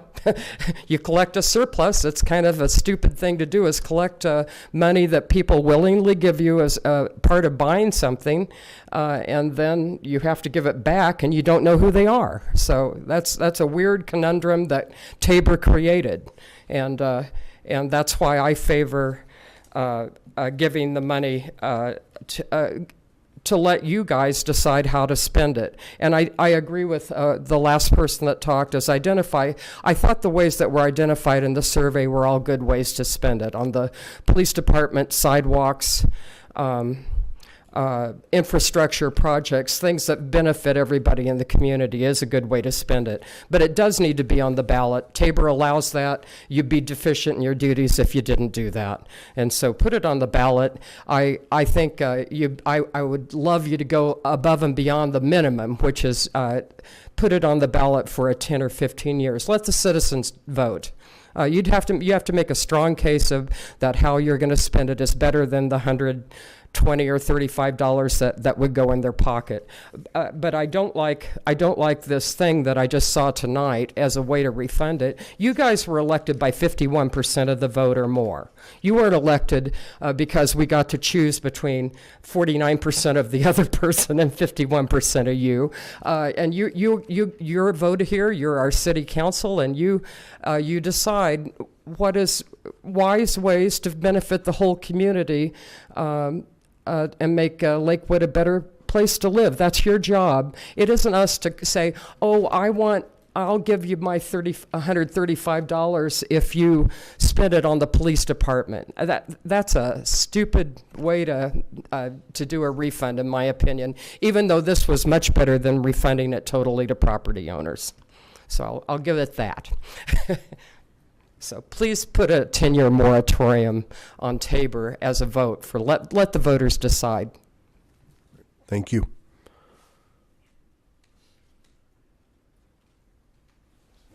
I'm going off this clock right here, Bart. I don't know. I've showed Pete it does not go. Okay. All right.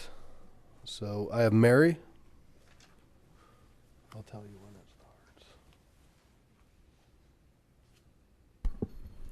Good evening. So the city is asking to keep our Tabor refund. Again, the city's largest income stream is from sales tax, and the sales tax from Colorado Mills and Denver West is already exempt in perpetuity from Tabor. And since sales tax is usually reduced to offset PIFs in other revenue-generating areas of the city, a portion of what could be revenue for the city has been gifted to developers in the form of PIFs. Providing public safety needs such as police staff and police equipment and infrastructure needs should be part of responsibly managing a city and not part of a Tabor ballot measure. If city staff can't manage the city's public safety and infrastructure needs with existing funds in addition to the large current reserve fund, perhaps we have a larger problem. Is it due to poor economic strategy planning? For example, developing the city to accommodate more people, which come with a cost burden, instead of developing for revenue and jobs? Or is it mismanagement of priorities? Let's find out and let's fix those problems. I like Natalie Minton's solution to the issue, sending refund checks to Lakewood taxpayers and allowing them to either keep the refund or donate it back to the city for their wish list. If you decide to take this to the ballot, please do not allow the city to use our taxpayer money to fund propaganda regarding the ballot measure. Thank you.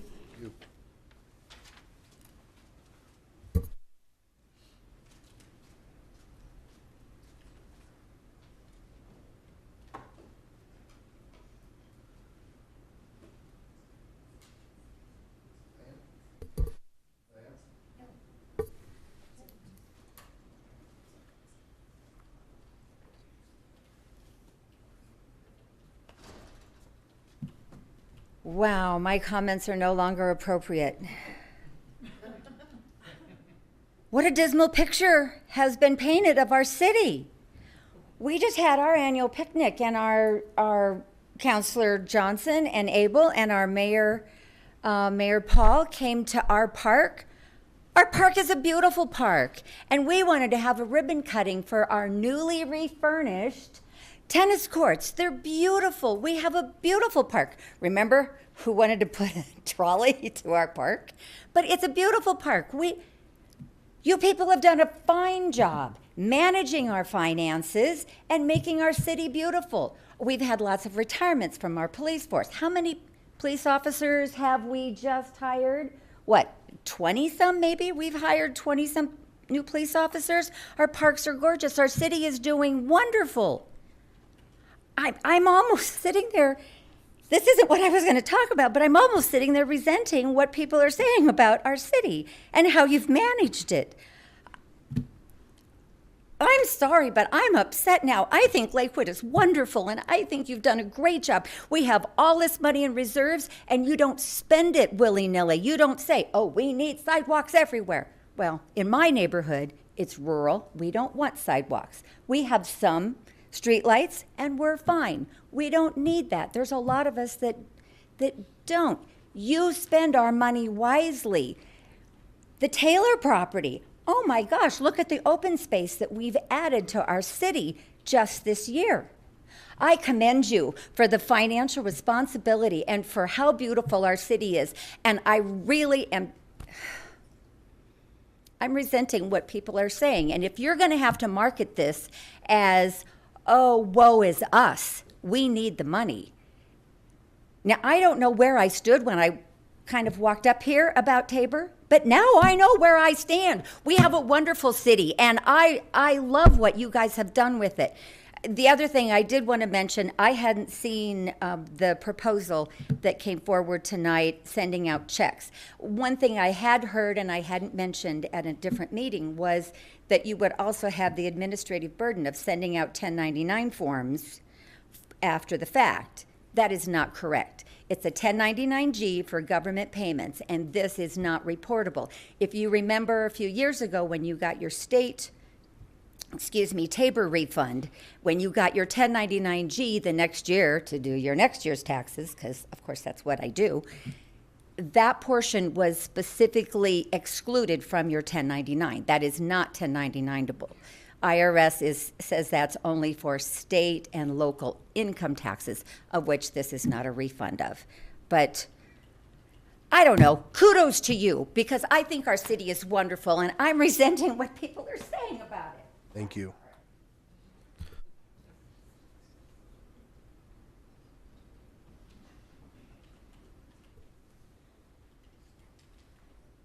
Alan?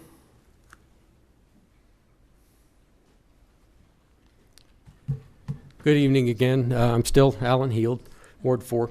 I have two comments on the subject of Tabor refunds. First, thank you, Mayor Paul, for clarifying last Monday that the priority projects identified earlier this summer by Mr. Dorr will still be considered priority projects and could likely get done at some point, but that detabering would simply move up the timeline on some of these things. I really appreciate that clarification. I was a little confused about it. Second, I might be supportive on a limited diversion of funds, refunds, if it's earmarked to accomplish, say, a major open space purchase or something of that nature that would truly be a long-term benefit to all of the people of Lakewood. I know several councilors feel that way as well. And so I think that it's really important to have a long-term approach to something that would be beneficial. But I ask everyone to consider this point. If the city diverts the public's 2017 Tabor dollars, $12 million roughly, for example, to advance routine projects on the timeline, that bothers me. The net effect of this is to take $12 million out of the Lakewood local economy unless all of the contractors and their employees and subcontractors are also Lakewood residents. You take money away from Lakewood and you give it to contractors, you've sucked that money out of the city. Whether the refund is $80 a person or $300 a person, if it comes to the people in Lakewood, it will be added back into the economy of Lakewood as people spend it. We all know this, it's common sense. The amounts are normally small enough that they would most likely, be spent locally, and we would all benefit there, our businesses would. So please consider the impact on local spending as you deliberate on the proposed refund issue. And lastly, from listening to residents just tonight on how routine work like sidewalks has gone undone for years and years, and listening to Officer Fisher regarding the needs of the police department for appropriate and better benefits, these things to me beg for long-term budget solutions, not a Band-Aid from a Tabor refund. So I ask that council really consider the long-term nature of these problems, and in particular with the budget coming up this fall, please turn over a new page and start doing the right thing to take better care of our infrastructure and better care of our police force. The police take care of us, all of us, every day. And it's time to heed their call for better benefits on a long-term basis. Thank you. Ross? And then I have Scott and Linda. Good evening. Welcome back. Good evening. Hello, Mayor and City Councilors. Last meeting, I talked about some cost savings ideas, and there are two different ones that I was able to come up with. The first has the biggest potential for savings, and that's the in-place asphalt recycling. And I did send some information on that, and that actually has the potential to save approximately 40% on long-term asphalt pavement maintenance costs, which is pretty amazing. And so that's the first idea. The second one that I was able to come up with is a 4-day work week. Westminster is currently doing that. That's not quite as big a savings as the first idea, but it is approximately 10 to 15% savings on utility bills, and about a 2 to 3% savings on city fuel costs. Obviously, the commuters would save 20%, so that'd be a huge savings for the employees. So that there's definitely some potential there. With the 4-day work week, there are some people love it because basically the city would be open longer, so it gives them a longer time period to come in. But they would have to pick one day a week that would be closed. Westminster picked Friday for that. So sometimes it takes people a little bit of time to get used to that, or that sort of thing. So there's a slight disadvantage on that. But the savings are significant for sure. So with these kind of savings, it's possible to both invest in the community and return the money, which a lot of people, including me, are interested in as well. So a couple of brief things on Tabor. I like Tabor, and there's 3 main reasons for that. One is, if you look at this, which most states don't have anything like Tabor, like Colorado does, and a lot of these states have started accumulating large debts. Illinois is in such bad shape they can't even pay the people that won the lottery. And then you've got Kansas with Governor Brownback, who cut taxes a lot, but he didn't cut spending, so that caused a big imbalance. So you're seeing that with a lot of states. Huge problem. Colorado doesn't have that problem. And very few of the communities in Colorado have that problem either. So that's a huge benefit. And the governments in Colorado tend to be more efficient than a lot of other places as well. So you don't see as many wasteful spending projects going on. There's still some, but it's a lot less frequent. So that's another big advantage. And then the third one is the economy in Colorado is one of the nation's best economies. I mean, there's no question. Our unemployment rate is significantly lower than the national average, and it has been for a long time. So I like Tabor. It's not perfect, but I think it's way better than not having it. So if anybody has any questions, I'd be happy to answer anything. Thank you, and thanks for your email.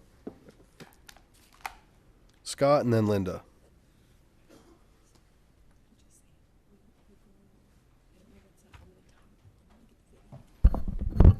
Good evening, Council, Mayor.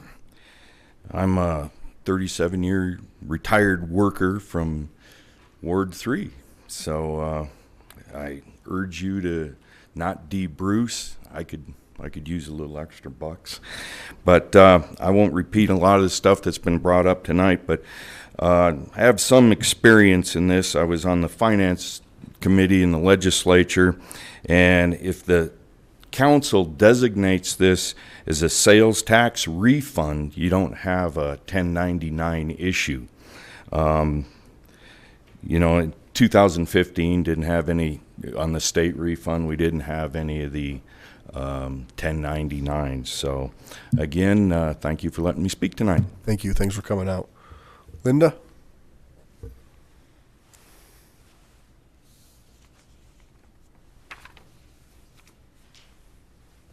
Good evening. Good evening, Mr. Mayor and Council.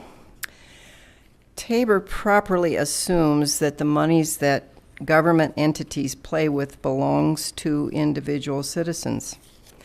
Consequently, I am in favor of the plans suggested by Save Our Refunds because it lets individuals choose how their Tabor refund will be dispersed.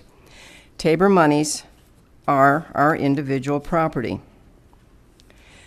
Also, I respectfully ask you to consider every time you vote to spend my money, does your action expand and grow government and increase governmental control on my life, or will your actions limit government and increase my personal freedom?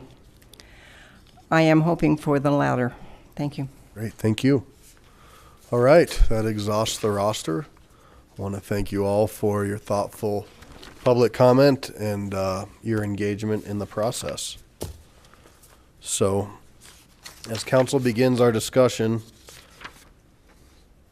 have a little bit of an outline that might guide the discussion. So I think first and foremost, it's a yes or no question. If this is something that wants to go to the ballot, if it's a no question, then our conversation is done and we'll be home here in about 15 minutes. If it is a yes, then, and this is a culmination of things that I've heard, some that I've seen, and this is not an all-expansive list. So if the answer is yes, then there's a question about the first year return of 12.5 to all one project, to different areas, to 3 different areas, to 4 different areas. So that's a thing that we can go through. Ongoing discussion would be parks. What would it look like in the years after the 12.5? So would it all go to 1, 50-50, a third, 4 ways, or anything else? And then the last question would be how long, and that would be dealing with no sunset. I've heard 12 years, 10 years, 8 years, 5 years. So that's the framework that I was hoping that we could start to begin with. And I think we need to just handle that first question. And that would be just yes or no. Do you want to continue talking about putting it? Excuse me, Mayor, I have a question. Yes, ma'am. Actually, I spoke wrong. It is not a question. I would like to move that we return the excess tax fund as identified by Tabor to the people.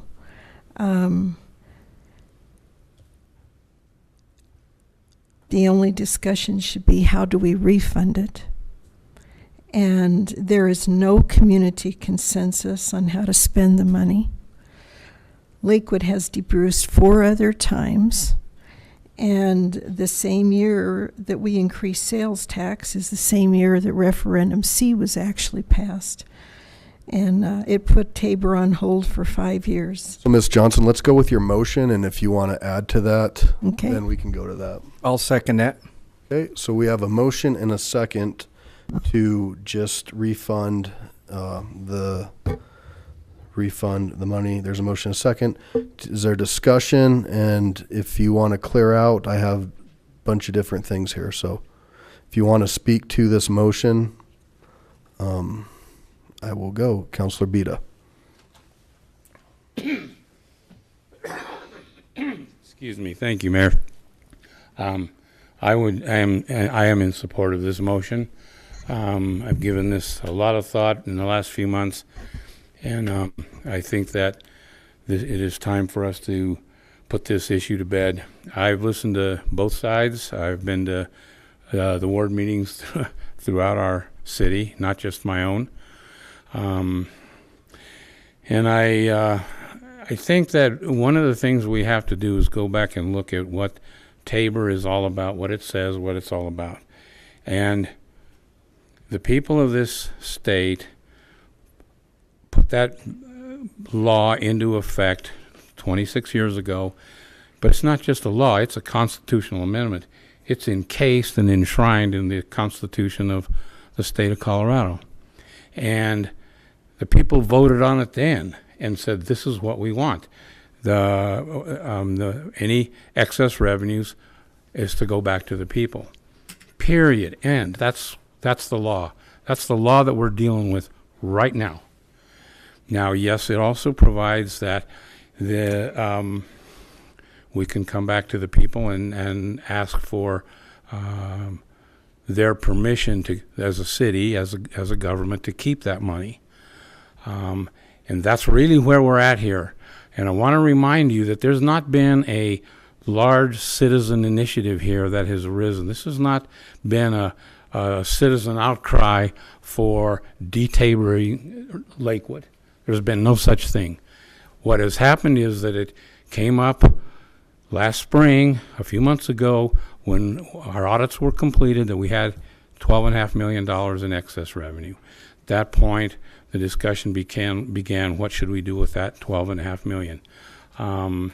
And there, other than the discussions that we hear occasionally about suddenly our city, and I agree, I mean, I'm almost shocked at some of the things I keep hearing tonight and in the past about how suddenly when Tabor is on the table, our city is horribly managed, we've got all these problems. But I never hear about it anything before that, and I go to the ward meetings. I've been going to ward meetings for 5 years. My Ward 3, we have 2 ward meetings every month. I haven't heard any of this. I haven't heard any problems with our police department. Everybody's happy with the police department. From what I've said, everybody's happy with how our city has been managed. And from where I sit, our city's pretty well, darn well managed. And I'm not taking the credit for that. I'm talking about our staff, our city manager, our finance director. They do a wonderful job, in my opinion, with financing and managing the money in this city.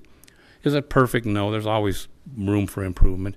And as pointed out, I mean, we just spent $7 million on the Taylor property, which is when you get to see that, it's going to knock your socks off when you get a chance to go on that property and see what we bought the citizens of this state. So I think the idea of Tabor is if you need the money, does the city need the money? We don't need the money. We've got lots of money in reserve. The city's running well. We don't need the money. We shouldn't even be asking the citizens for this money.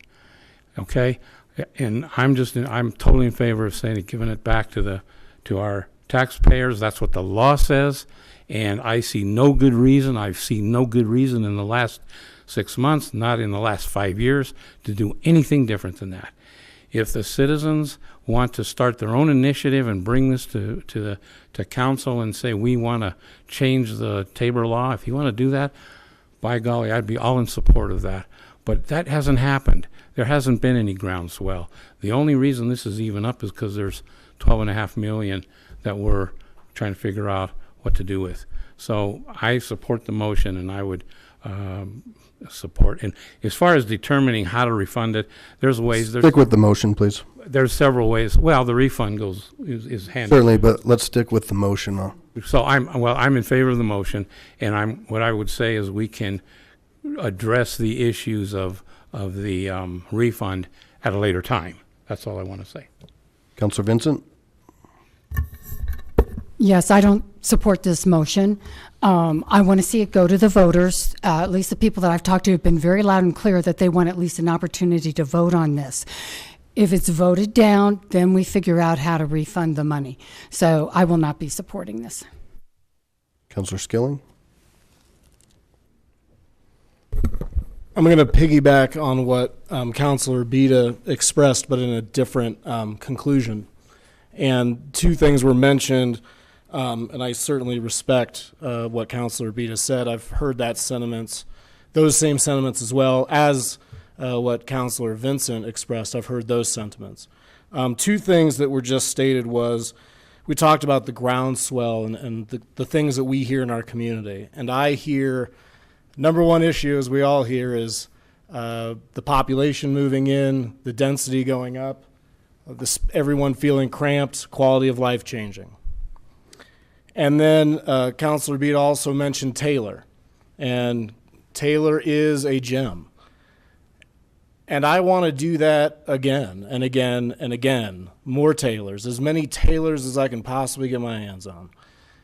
The only way I can do that, though, is by asking the people, if you agree with me, I want to use at least that $12.5 million to say, let's buy open space. And then in perpetuity, not in perpetuity, for the next however many years, I think a lot of people agree on a sunset, but let's ask, do you agree with doing certain things? That's what this discussion should be about. And maybe I can convince Councilor Johnson that maybe there are some good uses that we let the people decide on. So I actually agree with Mr. Bita's points. I just get to maybe the opposite conclusion because I think I've heard that groundswell, and I think I agree with your point on Taylor, and I just want to see more of it. So to that, I would not support the motion. Councilor Harrison? Thank you. You know, one of the things that I really saw several years ago is how strong the population and the citizens are within the city of Lakewood. We had an opportunity many years ago to make the decision whether or not we wanted recreational marijuana in the city, even though the state had said yes, we could have it. And this citizenry came back and said, no, we don't want that in the city of Lakewood. That tells me that our citizens are pretty darn strong. They will be very quick to tell us what they do and what they don't want. I really believe that this is really important for us to take it back to the citizens. It is a 26-year-old vote that was passed a while ago. I don't know what the outcome's going to be. But one thing I am really convinced of is we had one constituent say this evening that they weren't here when that vote was passed originally.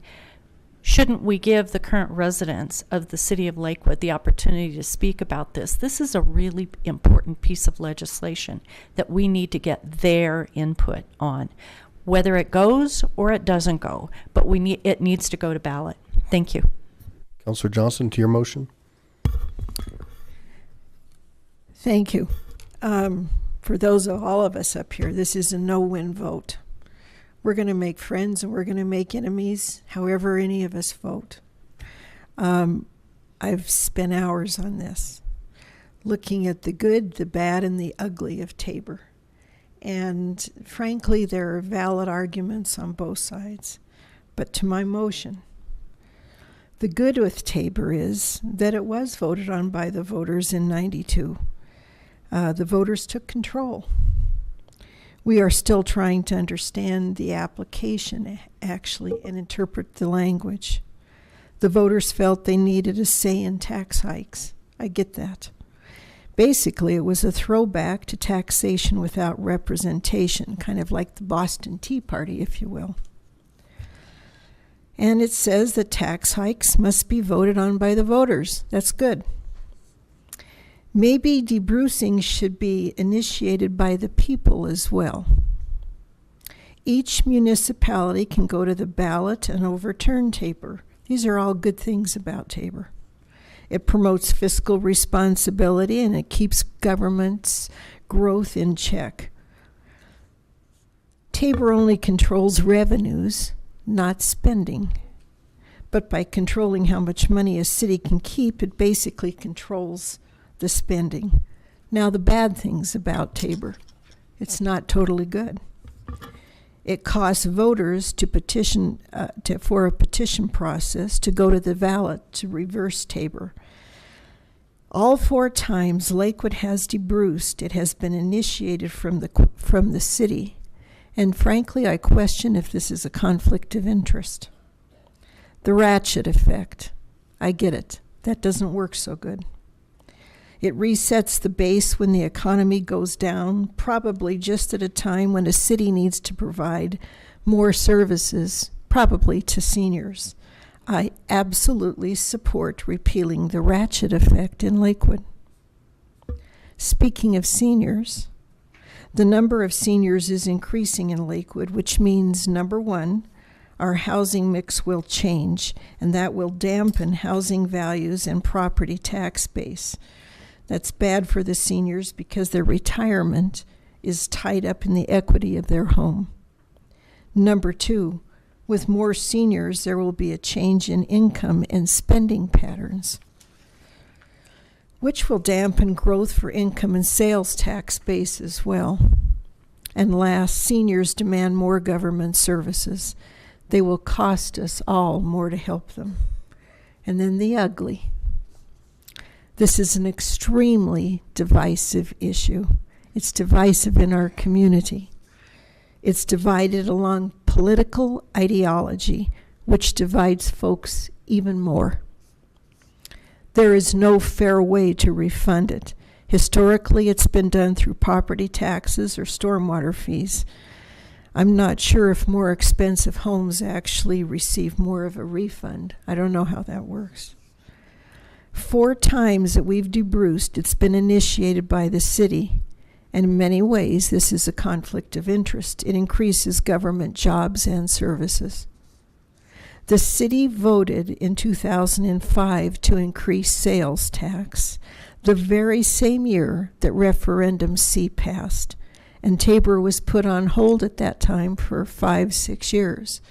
So not only did we increase our sales tax, we got the double income because of Referendum C the very same year. Tabor refunds are an unsteady funding stream. That's extremely important to understand. This year we could have $12.5 million. None of us know what's going to go on at the national scene. Next year we might not have any refund. So mentioning money for new police agents, or frankly to do police pensions and disabilities, should not be part of that discussion. It's an unsteady funding stream. Those are things that we need to handle prior in our regular budget process. The Budget and Audit Committee met on February 12th, and our retreat was February 17th.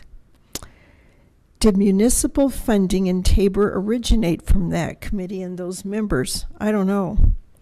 Although initiated by council at the retreat, the minutes do not say who brought it forward for discussion. And of course, there actually wasn't votes associated with taking this forward. It's vague language on the minutes of our retreat. The city states that the money spent on DeBruce campaign is basically negligible. That to me seems kind of odd. Some cities have not permanently debruced: Longmont, Loveland, Littleton, and Colorado Springs. And Colorado Springs is a rather large city with many needs as well. Lakewood is not an outlier as far as not debrucing.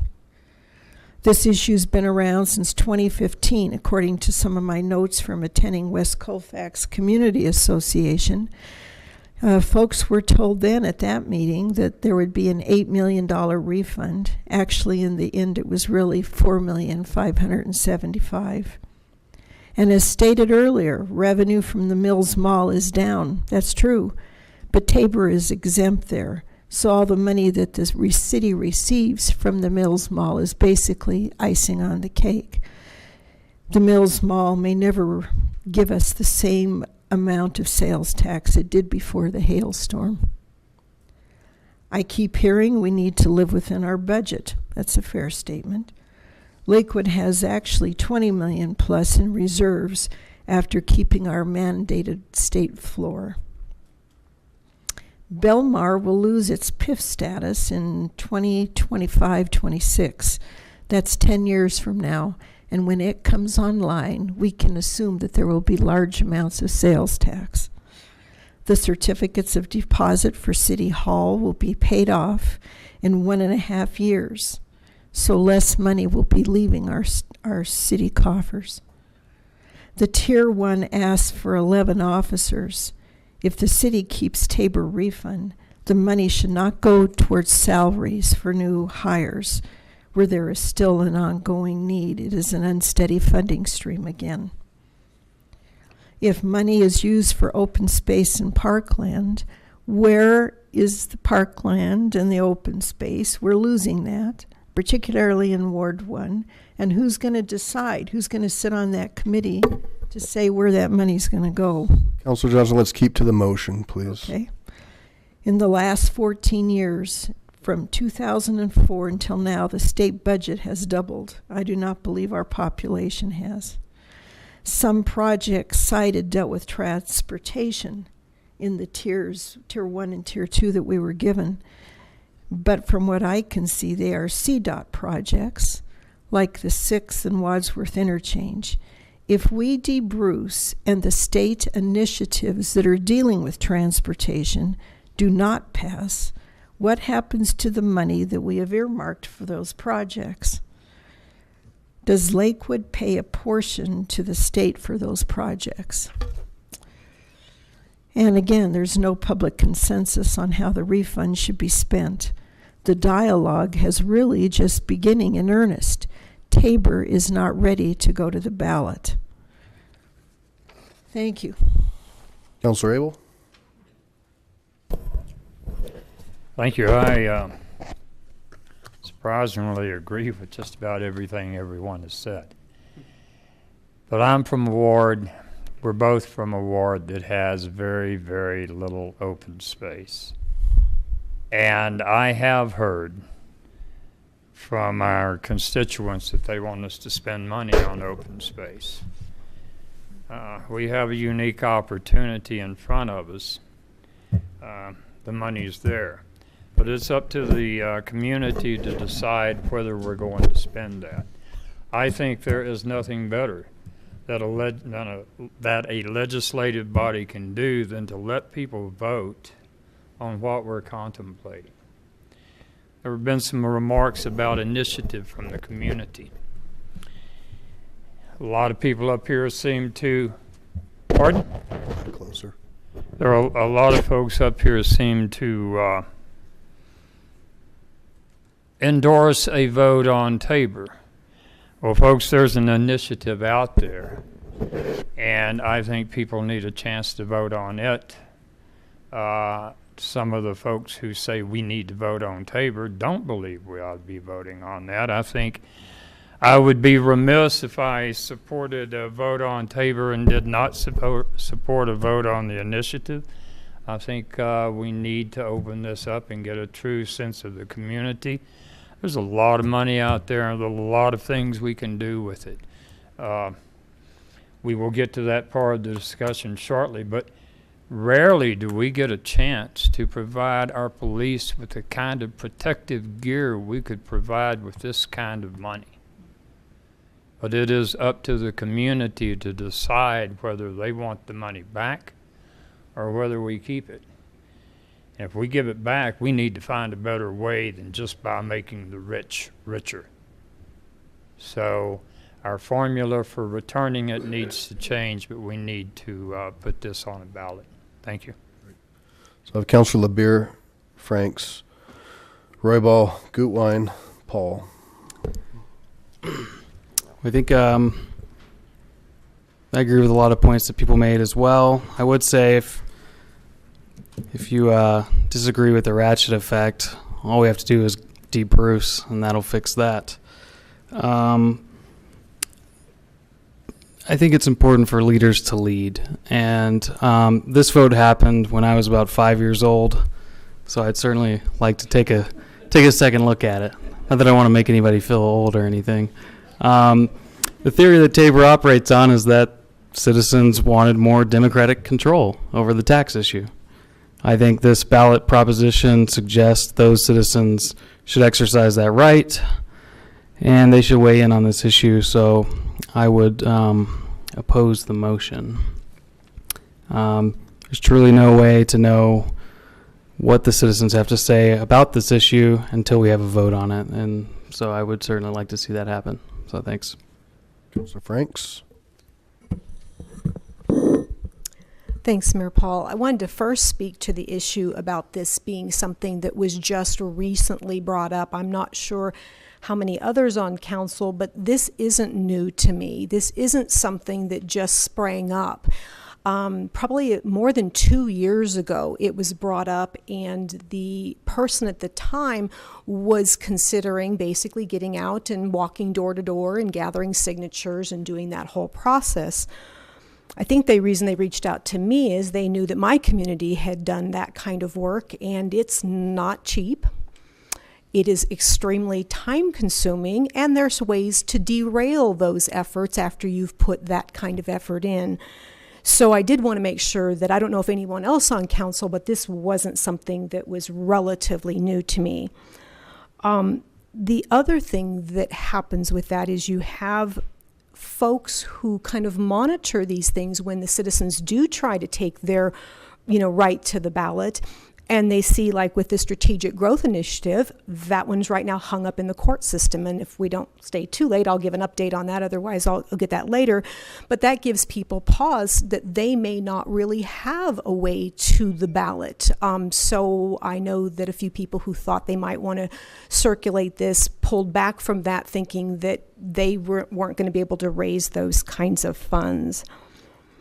I think the other important thing to note is that the communities are changing, even changing from the time I campaigned. So that's why it is so important to Councillor Skilling and I that we get out into our community. We talk to people. We ask to be invited to HOAs. We have our meeting. We do our surveys because we are desperately trying to be the best representative as we can, and that's not easy. You all are a very diverse group of people with a lot of ideas about how a city runs, but we signed up for this. We said we would represent, and so we have difficult discussions in our community. We have complex and deep discussions, and what's come away from that, from all the discussions and all of the outreach, is that it's about a roughly 60-40 split, and that's not enough for me to say that I don't want to put something on the ballot. It's not definitive enough for me to say that I think I can make a decision for all roughly 35,000 people that I represent. I think that's telling as well. I also wanted to talk to, I agree that I don't want to do things, if we put this on the ballot, I want to put it on there for things that are not dependent on a steady stream, because this may not be a steady stream, but yet we could have other, ups and downs. So I do think it's an unsteady stream, and I'm personally not comfortable with in any way making our police agents ever feel like there needs to be some special allocation. If they need gear, I think the council wants to talk about that. If they need something that we're not providing, I think those discussions need to happen within the budget discussion. Those things for me are, I can't even fathom. They protect me. I want to make sure that we're doing the right thing by them. Ultimately, I signed up to be a representative, and my pulse on the community is they want it to be on the ballot. They want a voice. And then once we hear what the voice is, then we determine if it's a no, then we determine the refund mechanism. But I certainly want to give folks the chance at the ballot. Mayor Pro Tem Roybal. Thank you, Mayor. This debate, it's been going on for years, and I've heard both sides. I've looked at both sides. I've researched both sides, and obviously a lot of good points. Some of the things that I looked at in our neighborhoods that I listened to, the people have said, look, we're just coming out of a recession. 2013, we're now coming out of a recession, maybe. And with the high density buildup and the cost of housing going through the roof and groceries going up and services are starting to be increased, like doubling the stormwater fee, the roofing fees when we had the hailstorm. I heard you loud and clear. My deductible was $2,500 and I had to pay for it out of my pocket. And that's not, just it hurt. It's a big crunch. I also looked at families, and I chit-chatted with families, and I talked to families that have 2, 3, 4 kids that go to school, and the difference between eating for these kids to eat at night, seniors, they either have to make a choice to either eat or buy medicine. You don't want to put them in that position. Now, I don't know what the refund's going to be, but let's just say it's $130, $150. Could be $400. I don't know. But I will tell you this much. That $130 sure does go a long way to buy some medicine or to buy extra formula for the kids. And I've heard them loud and clear. They know how to spend the money, and just give them an opportunity. Give them back their money. And it's like going to a grocery store. Just imagine this.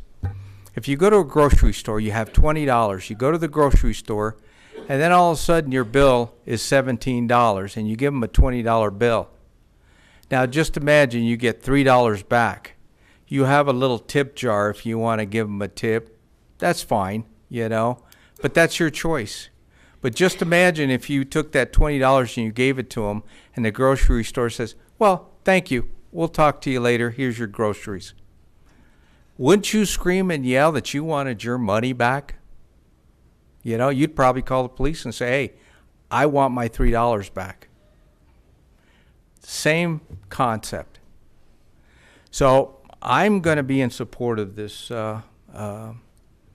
proposal. So thank you. Councilor Gutwein. Thank you. First, just want to address a couple of things that came up. Number one, just want to clarify that this was not initiated by the city. This is initiated by council. And there's a really significant and important difference between those two. We are representatives of the community, and so we are the body that initiated this and will ultimately vote on it. Secondly, I hear a lot about this argument about the unsteady funding source because it's sales tax revenue, but at the end of the day, the majority of all of our revenue is sales tax. So all of our revenue is subject to changes during the economy. It's going to fluctuate. That's why it's so important that we are fiscally responsible, conservative in our budgeting, which we have successfully done and have a strong track record for doing so. Councilor LeBure kind of stole my thunder with this, but I was 8, a little older than Jacob, in 1992 when this passed. A lot has changed in that time. I am now a mother. I've had a career. I have children who I am planning for their future, and I'm now a leader in our community and looking at the needs in our community. And I would like a chance to vote on this personally. Sorry. And I know that, I represent about 1/3 of the population is about my age, and they also didn't get a chance to vote on this. So to me, we talk about lack of or taxation without representation, but to me, what we're facing now is a lack of investment without representation.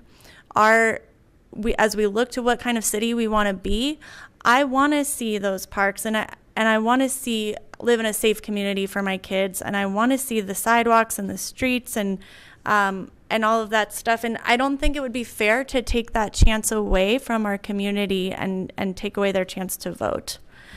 All of that said, I do represent a varied community, and not everyone in Ward 5 agrees with me, of course. And this is the absolute best possible way to give everyone in Ward 5, everyone in the city, a chance to weigh in and decide for them whether they'd like to see us invest it or to refund it. At the end of the day, in our ward meetings, we had a huge majority of people that came to our meetings want to see this go to the ballot.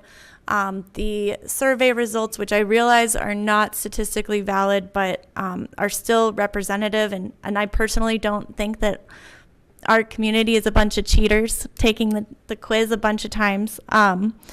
So I think that, we saw a majority of people wanting to see the chance to vote there. That's what I've been hearing, and I will not support this measure, and I trust the residents to make this decision. Councilor LeBaire. I just wanted to add real quick that the committee took a look at a lot of different options, and so I just want to reiterate that. I think the groundswell is when you knock on doors and you talk to residents and they say, I want a sidewalk, I want a safe community, I want beautification, I want economic development, I want jobs. When you hear all those things and you say, well, okay, let me go look into this. Let me look at how I can get that for you. Let me try to make this a better place. And we love Lakewood. We know it's a great community, but we're trying to make it better. We're trying to enhance this community. And I think the committee and the budget committee took a look at it. We looked at COPs, we looked at bonds, we looked at tax increases, we looked at how could we achieve some of these goals. When you have $100 million worth of unfunded sidewalk projects, how can you get there?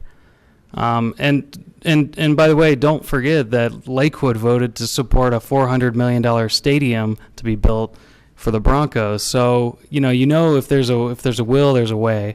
So after looking at all those different options, this was the most democratic option. It sent it to the citizens. This option didn't raise taxes, didn't raise any tax rates, and it also doesn't take on any debt. So this is one of the best, worst options you can have. So, and that's just how taxes work.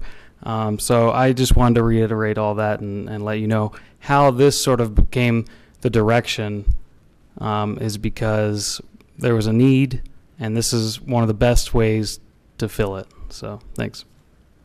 All right.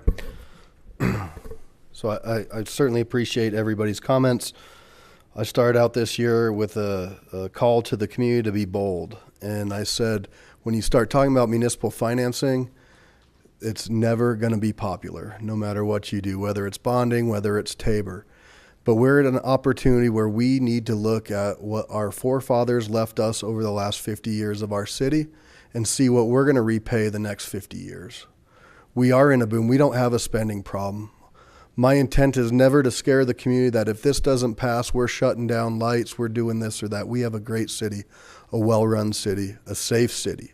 But is this the opportunity? And keep in mind, this isn't the first refund. We've refunded 18 plus million over the last couple years. And so while our revenues are frozen, that doesn't freeze the cost of doing business. And we're told as a sales tax community that's dependent on sales tax that economic development is very important. So the city's done a great job doing economic development to the point now where we're just giving it back. So what is the incentive to continue to go out and bring new jobs and bring new businesses to a community when we can't keep up with the growth of what that is bringing us? If this was an issue where I could pinpoint and say everybody in the city who spent money in the city should get a certain percentage back, that's great. But keep in mind, some of this money, and we don't know what percentage of these dollars comes from people outside of our city who are coming to our city to spend their dollars and creating impacts to our community that we're not able to offset because that money is going right back out. So keep in mind, this just purely isn't everybody in the city. In 10 years on this city council, we've never even examined raising taxes, and that's something that I never would be a part of, whether as a council member or whether I was a mayor for the city of Lakewood. But this is important, it's bold, it's easy to say no. It's easy to say no. But it's not easy to say, you know, I'm not thinking of my next election, I'm not thinking of my future, I'm thinking of the future of our community. And our community deserves a bold commitment to say, we're looking at all aspects and we're going to give you the opportunity to say, we agree, we want to see this, we want to see this money go so that our kids 10, 20, 30, 40 years from now will look back and have the incredible community that we were left with. So with that, there's a motion and a second. I'm going to ask for a vote. A yes vote would be to refund the Tabor dollars. A no vote would be to continue the conversation with bringing a refund to the community.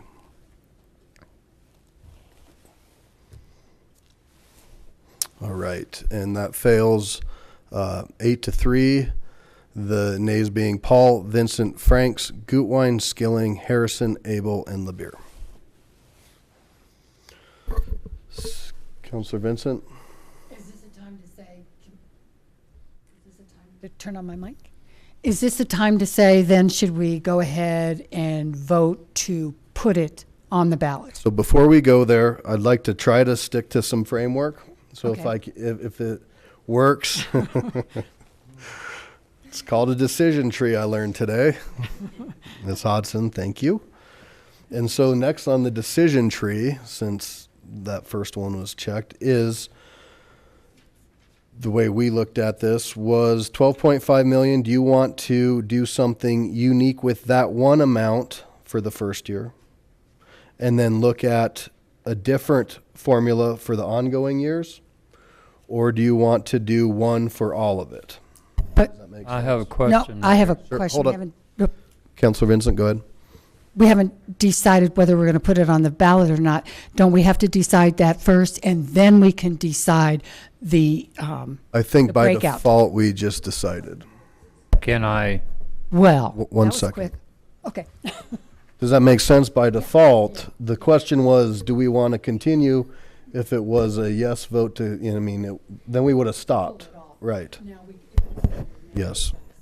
Councilor Abel, question. The question is, we just dealt with a motion that would have kept it off the ballot. We have not dealt with a motion as to whether, and that was referring to the 12.5 million. We haven't gotten to the point where we have even discussed the exemption, the possibility of it, the term of it. So I think the first thing we need to do is to decide on, since we have only moved to put the 12.5 million on the ballot, that seems to be where we are. And we need to deal with that step before, and then deal with another step on any exemption. So Is that again, correct, Mr. Graham? So again, the protocol that I laid out was to deal with 12.5, to look at the ongoing, and then to look at the term. The ongoing? Ongoing. Well, okay, we're looking at the 12.5 first. We'll make a decision on that. Then we will make a decision on whether to put an ongoing exemption on. Ongoing, and for what amount of time? Thank you. Is that clear? Sure. Does that help? That's what I was looking for. Okay. So, but I guess, and help me, so we need to delineate between if we're going to even look at the 12.5 different from the ongoing, if you want it just to be one thing going forward, or you want to look at the 12.5 separate. Does that make sense? Yeah, Councilor, yep. Councilor Franks. Thanks, Mayor Paul. In anticipation that we could get to this point tonight where we basically, sounds like, decided to put it on the ballot, Councilor Skilling and I put together an example really to try to facilitate the discussion. And I'm sorry that doesn't fit in with the decision tree, but what we did was we tried to It actually does. So I wanted to make sure everybody saw that that was at your desk, and that we tried to really basically talk to the time frame. We tried to talk to the first bucket of 12 million, knowing that any year after that was, not set in stone. And so we talked through that exemption. We talked through multiple buckets. And so I think that might give us some framework. So I just wanted to kind of make sure that the audience knew, since they can't see what we're looking at. And I don't know if it makes sense to put a copy up to just guide the discussion or not. But certainly, so maybe I'm not, but that's exactly the format I'm following. Okay, sorry, that wasn't. So your number one follows my question of 12.5. What would that do for the first year? And then your number two follows, what do you want that to look like if you go beyond the first year? And then the number three follows, what's your time frame? So it tracks with that draft document. And so my question is, if you want to, so say the decision of council was we don't want to do anything different with that first year, then we would go to number two and say we want all of the refunds to follow this formula. Okay? Councilor Skilling. What I think I had envisioned when we were drafting this was that this would be, albeit it hasn't been vetted and it has to go through legal and the language, the actual words. The final version, this doesn't contemplate the final version. This is just a framework of just ideas, but it's put in an example ballot question. And the first question does talk about the 12.5, but that first paragraph contemplates 2017 and beyond. And so this whole thing would be part of the ballot question. It's not going to be, if you choose number one, then do you choose also number two? This is one question. I'm following that. What I'm trying to say, though, is some on council wanted 3 pots for the whole thing. So I'm saying we need to get past that to see if a majority of council wants to just do a single source or 2 sources for that 12.5.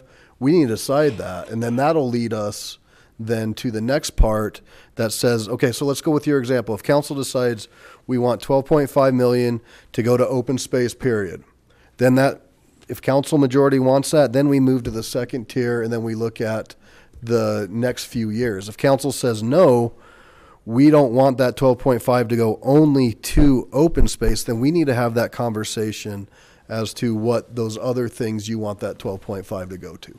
Then whenever it's appropriate, I would like to make a motion on this, and then people can do amendments and everything you just said. Or, yeah, well, that's why I said when appropriate, that's what I would be looking at. So let's make sure everybody has an opportunity to read this draft, please, and get an understanding of that framework, because I think that would help us. Ms. Hodson? I was just going to clarify and maybe say this in a different way for the people that are listening. It may be confusing to hear the 12.5 and then this other potential refunds from here on.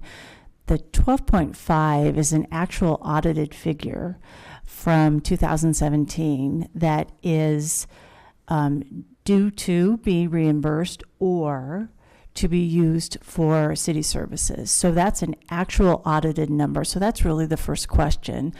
What does City Council, if this is going to go on the ballot, as you heard from many people want to hear, what are you going to do with our money? So the first question is, with that audited number, what do you want to do with that 12.5? You'll hear it to go into one pot, maybe split it into a few or whatever. So that's really the first decision. The second decision then is, what about the money that is the refunds that we don't know from now on? In the last several years, they have ranged between about 4 million and 5 million, and we don't know what next year or the following years will be. So the question is, with that unknown number, how are you going to split that up? Does that go into one pot, into 3 pots? How are you going to do that? That's really decision 2.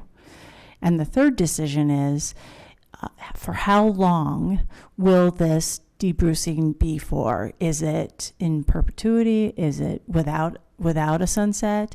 Is it a sunset of 5 years, 10? What is that? So to me, that's really question number 3. Since you've already decided that it will be on the ballot and go to the people. So that's decision tree 1. Number 2 is, what are you going to do with your 12.5? That's an audited number. What are you going to do with the upcoming refund dollars that are unknown at this point? And number 3 is for how long? Does that make sense? Does that make it clear? So we've addressed number 1. Now we have 2, 3, and 4. And then we're done. Easy. Pete and repeat, I think, right? All right. So is everybody clear on that, where we're going with this first discussion? So let's get into the discussion of that, Councilor Skilling, and you can certainly get that light on. And let's start discussing that 12.5. Okay? Fair? Fair. All right. Turn your light on. Thank you. Councilor Harrison. Thank you. I believe that I would like to see us divide the 12.5 in 3 equal pots. And the pots in my mind would be police, and I'm just going to call it parks, because in my mind, parks and open space can be similar. We've got a lot of older parks in wards 1 and 2, not a lot, I would say a few parks that could probably use a little enhancing, as well as other locations. We could have some places that could be updated. So I want to add parks and open space. And then my third bucket would be infrastructure. And infrastructure would be all those things that we kept hearing: sidewalks, street lights. It could be streets. It could be things that we need to do to continue to address what the citizens of Lakewood have talked about. So those would be the 3 buckets that I would like to see us do. 12.5 is a chunk of money to dedicate exclusively and 100% to one thing. I want to make sure that all the citizens can feel some of this money distributed in a manner that's appropriate for them. And I think using the 3 buckets, we get that. Thank you. So I have Councilor Franks, Vincent, Skilling, and Abel. Okay.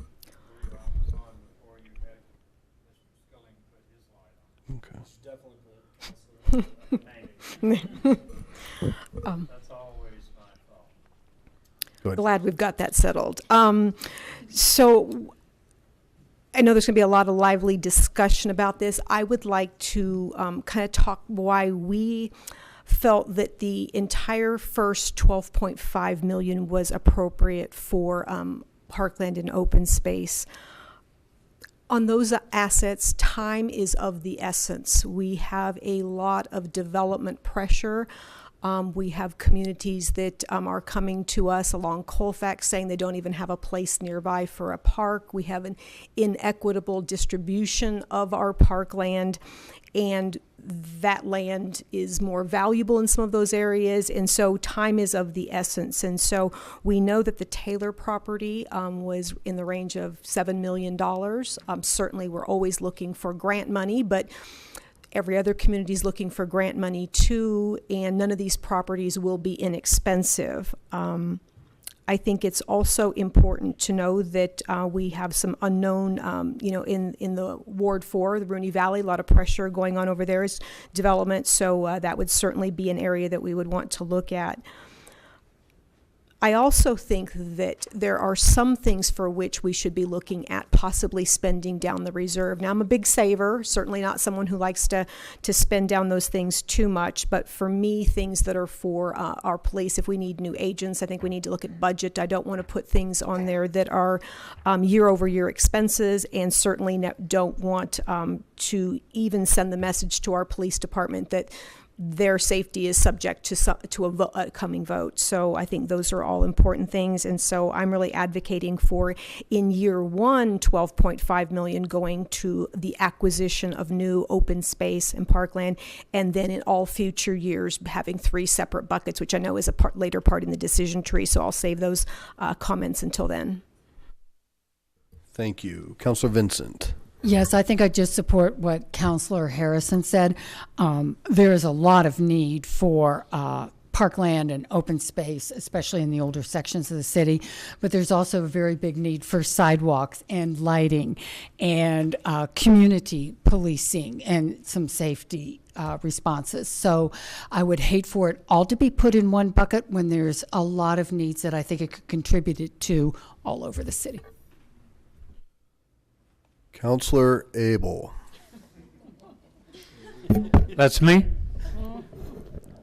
I agree that time is of the essence. If y'all will guarantee me that we're going to put police protective gear in the next budget, I'll be willing to hold off and go with open space. But I don't see that guarantee coming from anywhere, and time is more of the essence in protecting our police officers. Open space is at the top of my list, but it's second. And our officers need, we found out through an unfortunate incident in Douglas County that traditional protective gear is not good enough. And I don't think there's a higher priority than protecting those who protect us. Then comes open space. We should never put our money on a Tabor refund to do any ongoing operational expenses because we don't know what it will amount to.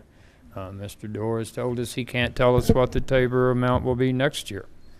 So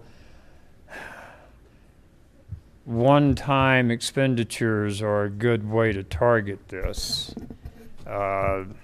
I've seen too many federal mandates require us to have an ongoing expense, and then they withdraw the federal mandate, and we have to scramble to backfill. So certainly I'll go for just about anything, any split we want.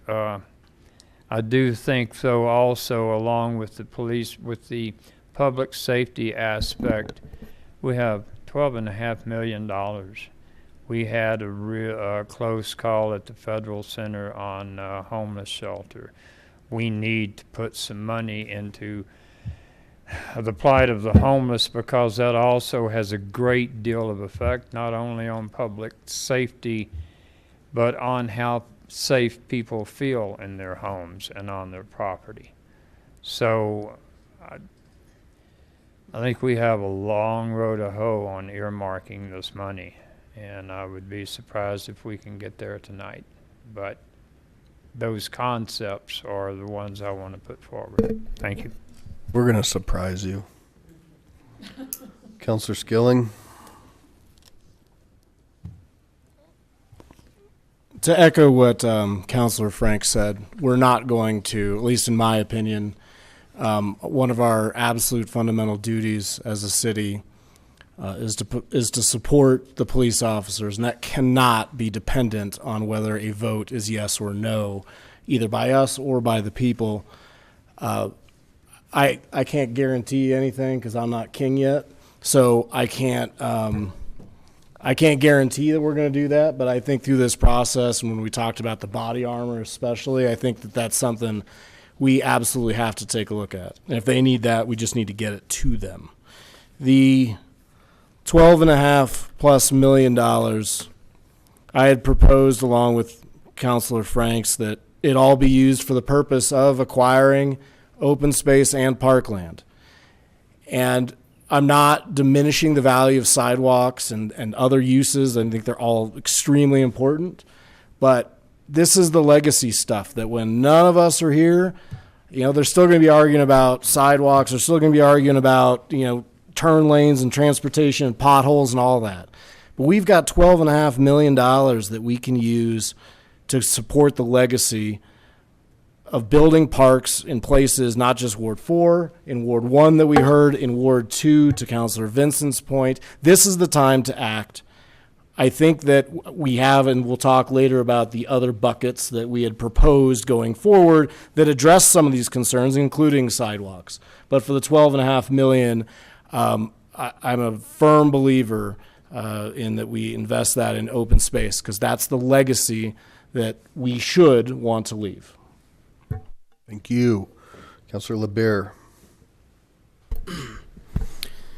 As a compromise alternative, I'd be happy to entertain doubling that 1/3 pie that some of us have mentioned for open space and offer up 8.5 for open space and parks, and suggest doing two other amounts, like $2 million for public safety and $2 million for infrastructure. That sort of meets everybody halfway. It does touch on getting some immediate assistance to, capital needs for police, or also infrastructure needs around the city. That could be a quick infusion for sidewalks and things like that. So I would just offer that up as a potential alternative. Cool. And the other reason I would suggest that is just simply because we also do have other funding structures for parks and open space. We just did our fee in lieu increase, so I think there might be some additional money there. So just a thought. Thank you. Councilor Gutwein. Thank you. I think this is challenging, and it's a really important decision. And I think there's a lot of great ways that the community could invest this. And I fully agree with the legacy that we can leave with our open space. And I think that we do that. We just did the Taylor property, which is going to be a legacy addition. And I want to see us continue to do that. But at the end of the day, in my family, safety first. That is it always comes back to that. And so I think, as I'm thinking about this, I went back to the 2016 citizen survey and was looking at what our community priorities are. And, the number one community value and what's important to our community in this survey, 91% was crime prevention. Safety is the most important thing to our community, according to this survey. And that's my own personal value and what I hear as well. The other thing is that we have this list of what could Tabor limits pay for. One of the things is the personal protective equipment, which I think all is hitting us pretty in an emotional way of what that means to our agents and how important that is. But the reality is that's not the only thing on this list that they need. And they just got smartphones. And one of the other things on here, that is just crazy. This is not the CSI that you're seeing on TV. Okay, they just got smartphones. And 2 years ago. But there's other things. That we talked about benefits. What's the other one on here that, patrol car lighting. That seems like a pretty basic thing that they should have. The additional benefits. And then another one is, license plate readers.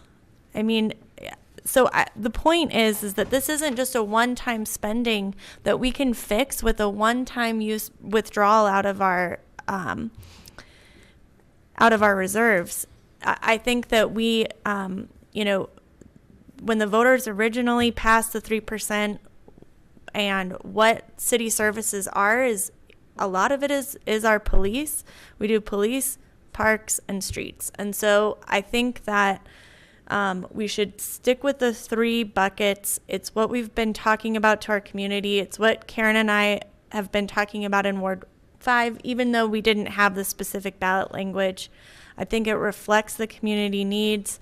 I think we're still going to be able to hit that legacy addition of parks and open space, but while taking care of our safety.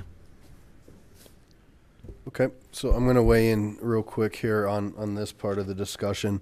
I certainly, understand the need and have had a conversation, was really supportive of the first kind of chunk going strictly to open space.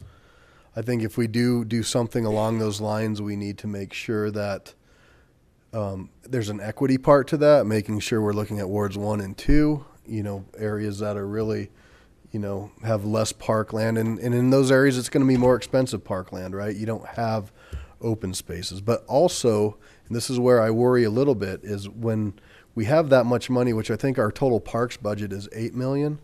So we would increase just in one whole swath.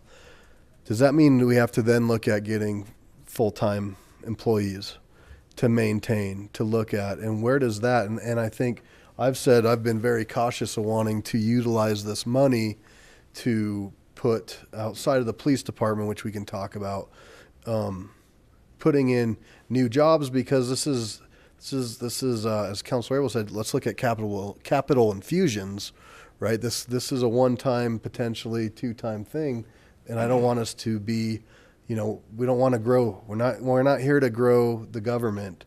We're here to look at opportunities to enhance our community.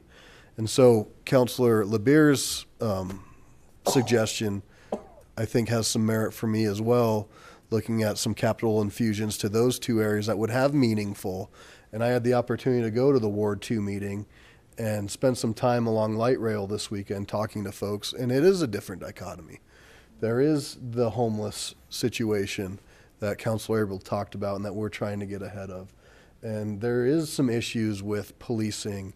And we heard from somebody who said, they used to have great conversations with their sector liaison agent, but because of the growth and the change, that's changed. They're not as available as they were. And so is that also an area? So that's my 2 cents on this part of the conversation. Councilor Johnson?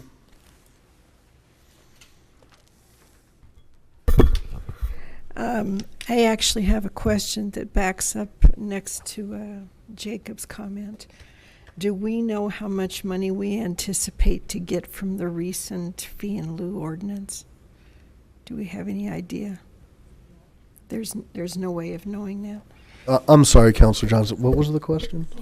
How much money? Oh, how much money the increase in the fee in fee in lieu would look at, but that would be based upon future development, right? So depending upon over the last several years, the developments that could have qualified for this new ordinance, maybe that would be helpful for this discussion to have an idea about how much we can anticipate in that.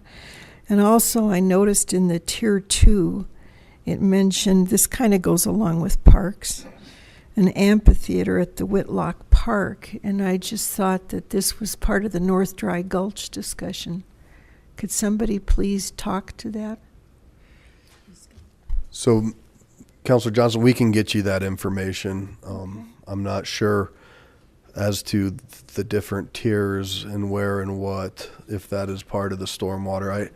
I don't think the enhancement would come from stormwater, as I think that enterprise is strictly would be for the improvements. So, but we can get you that information. Thank you. Yep.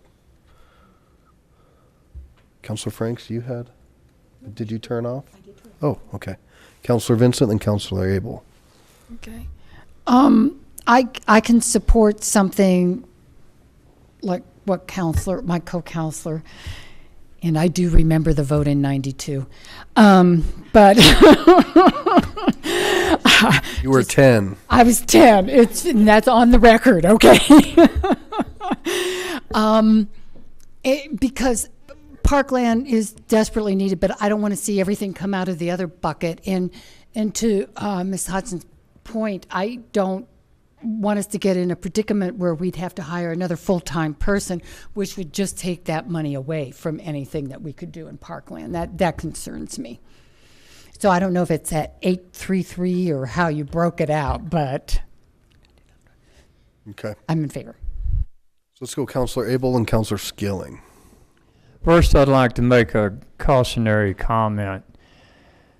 About 20 years ago, there was a piece of open space that was available to the city for $20,000. It was the old YMCA. And we let it go. You know why?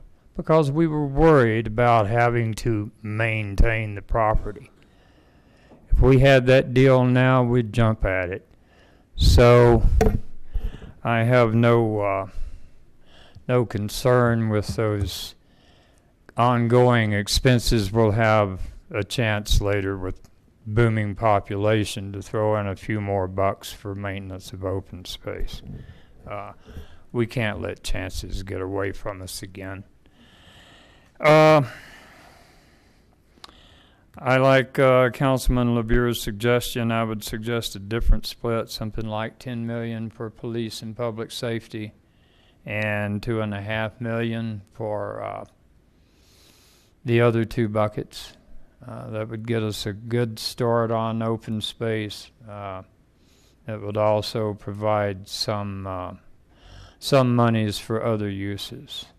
But I certainly don't want to rule out large open space purposes just because it might cost us something to maintain it. You know, question of maintenance came up with the Taylor property, and we said, hey, let's just leave it natural.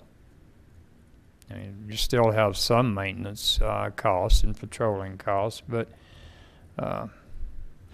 we don't need to let things slip through our fingers again. That was an awful thing on the Y. Yes, Ms. Vincent? Yes, I'm sorry. Can I ask, I think you said 10 million for police? Yeah, 10 million and a 2.5 million. Councilman LeBure had suggested 8 and 4.5. So I would just like to see the public safety aspect. Public safety is not all police. There are other things involved, including quite a few transportation uses for it, traffic signals and that sort of thing. So it was just a point. But it's just a little more generous split for public safety and less for some other projects.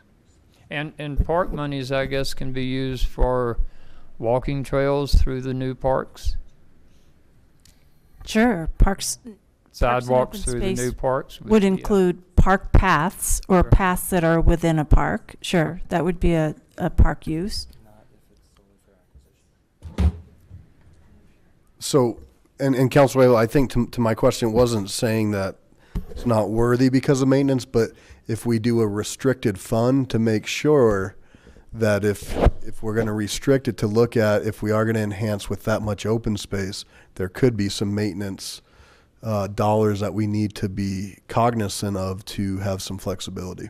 And I think it's incumbent on us to find those in future year budgets from operating costs. You don't want to fund operating costs with a temporary source of income or an unsteady source of income. When you there have been revenue bond issues that include maintenance, and that's an ongoing operational thing that should come from general fund, I think. Okay, Councilor Skilling, Beta, and Franks.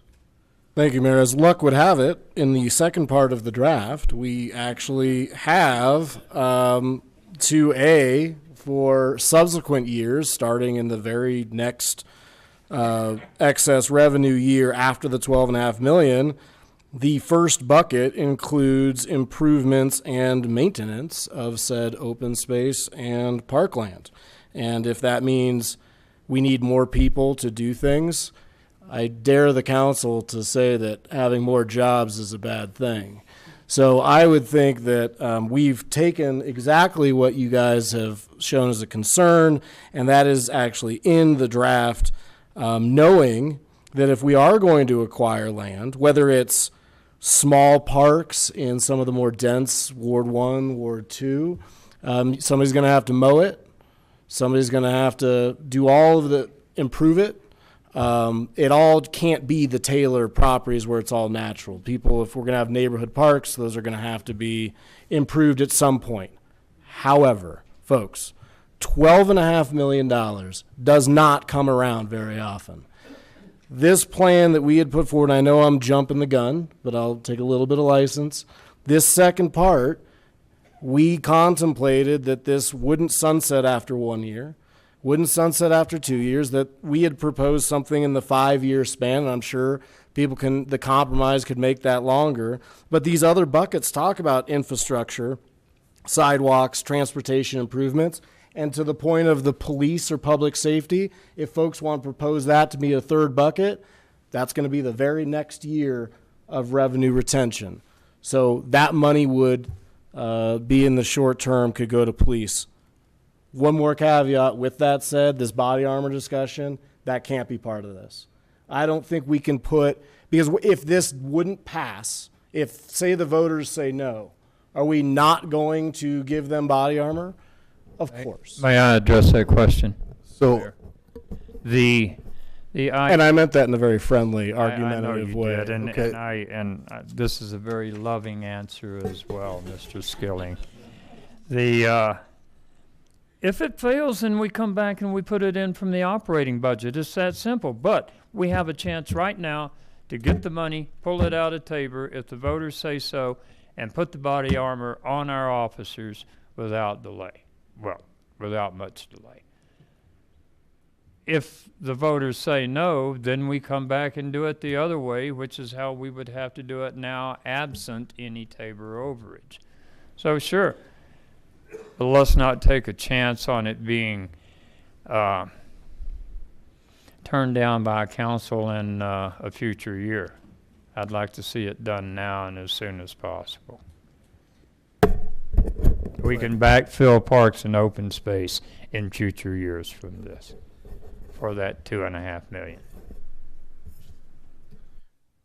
If the compromise included that spend, that we would say right now as part of this, so there could be no back and forth about the body, especially that issue, the hard materials, not the things that we know they need right now, then I think that that's a compromise position we should discuss.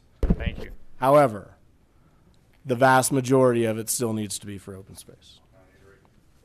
Okay, and with that said, if you do capital purchases for the police department, that also allows humans to be funded through their general funding, right?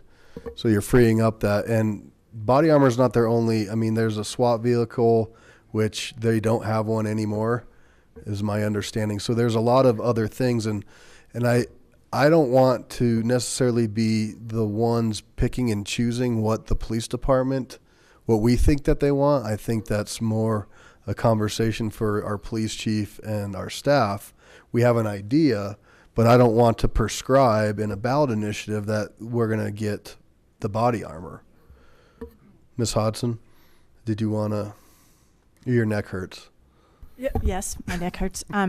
But also, because of the type of problems that we're seeing in law enforcement now, there definitely is a need to change the way we do business, and one of those needs are not only body armor but also an armored vehicle. We used to have one, and it pretty much died. And we've tried to share costs with other agencies, and right now we borrow Jefferson counties. The problem is when there's a call, time is of an essence, and we just don't have time. I mean, it really delays our response when we have to call Jeffco, make sure their armored vehicle is available, and then bring it from wherever it is in Jeffco. So that's the type of thing that's a one-time cost. It's an expensive cost. Right now we're estimating that at about $300,000, but it's one time, and it would absolutely protect those men and women in the police department. That's a type of expense that's necessary, and finding that in our current budget has been a challenge as we've gone through our budget preparations. As you know, there are more departments than just the police department, and we really have finite resources and have to share those. So the armored vehicle is not a part of our budget at this time. Thank you. Councilor Beta, Franks, Harrison, and Gutwein. Thank you, Mayor. Real quick, I thought I heard a suggestion of putting $8 million of the 12 towards law enforcement and public safety. And my recollection, and Councilor LeBeer may correct me, but my recollection coming out of the Budget and Audit Committee was that the needs of public safety were like 4.2 million, something like that. So it doesn't make any sense to put 8 million that direction when I think the request was only for about 4 million. The other thing that came out of the Budget and Audit Committee, thank you. What is that number? 4.6. Okay, I was close. So the other thing is that they tried, when we came out of the Budget and Audit Committee, we kind of split up the needs kind of fairly evenly between, I thought, between public safety, parks, and infrastructure, and public works. And so I think that makes the most sense going forward, because number one, we don't know that there's going to be any other refunds past this year. So I think that, to me, was the most sensible, and that came from staff. It came from discussions with finance. So I think that's to me, makes the most sense of the way to go. And then and I would say leave it the same proportion going forward. If whatever you all decide in terms of the coming years, split it out between those three needs, because those needs are ongoing. And different parts of the city have different needs too. I think we all benefit from public safety. I think all the wards benefit from that. But there are certain needs, and I recognize that, in certainly Ward 1 and 2, in terms of redevelopment of their park space and adding to it as well. We were fortunate to get some redevelopment in Ward 3 this last year. But I recognize, and I can see from what I've been to the other parks, that they could use some facelifts too. So I would think myself, the best bet is to keep it in roughly the same proportion, about a third and a third and a third between those three. That would be my suggestion. Okay. So thank you, sir. So I have Councilor Franks, Harrison, Gutwein, LeBeer, and then maybe we can start to get to. I can respond to that too, if you like. Yes. Thanks, Mayor Paul. I did want to say that a lot of the feedback that we got from the community is and valid, is that there's a concern that the money just goes into these buckets and then doesn't get spent for there. So that's why we had a section at the bottom of our proposed language. And again, I appreciate all the discussion we're having, where it says the revenues retained pursuant to the above shall be maintained as a separate budget with oversight by City Council to ensure the monies collected are used solely for the purposes described in sections 1 and 2. And so I think it's important that we, to some degree of specificity, we have a large number of citizens who don't maybe trust past spending. I think that's a fair thing to say, and thinking that if we don't get specific, then it becomes at the whim of us to then move those funds around. And so I think it's important to at least acknowledge that. I wanted to get one point of clarification. I thought, Councilor LeBeer, I thought you had said 8 million for open space, 2 million and 2 million. Was I right in that? Yes. Okay, because I was more amenable to that, because we certainly, again, I'm still trying to get the time is of the essence, and when these purchases come up, with the Taylor property, we're still going after grant money, but you know what? Everybody else is going after grant money too, so we may not get as much as we want. So I want to be prepared with that. I would be more in line to move towards that direction and then be able to put in the safety funding at the 2 million, which would more than cover armored vehicle and the body gear and the other things that are necessary to keep our citizens safe.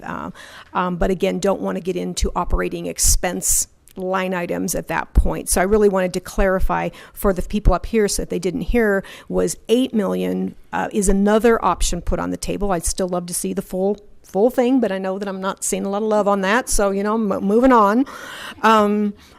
8 and 2 would be something I could start to warm up to, is what I'm saying. Well said. Okay, so we have Councilor Harrison, Gutwein, and LeBeer, and then I was asked if we could have a break after that. So does that sound cool to the group? I know Councilor Skilling doesn't like breaks. Councilor Harrison.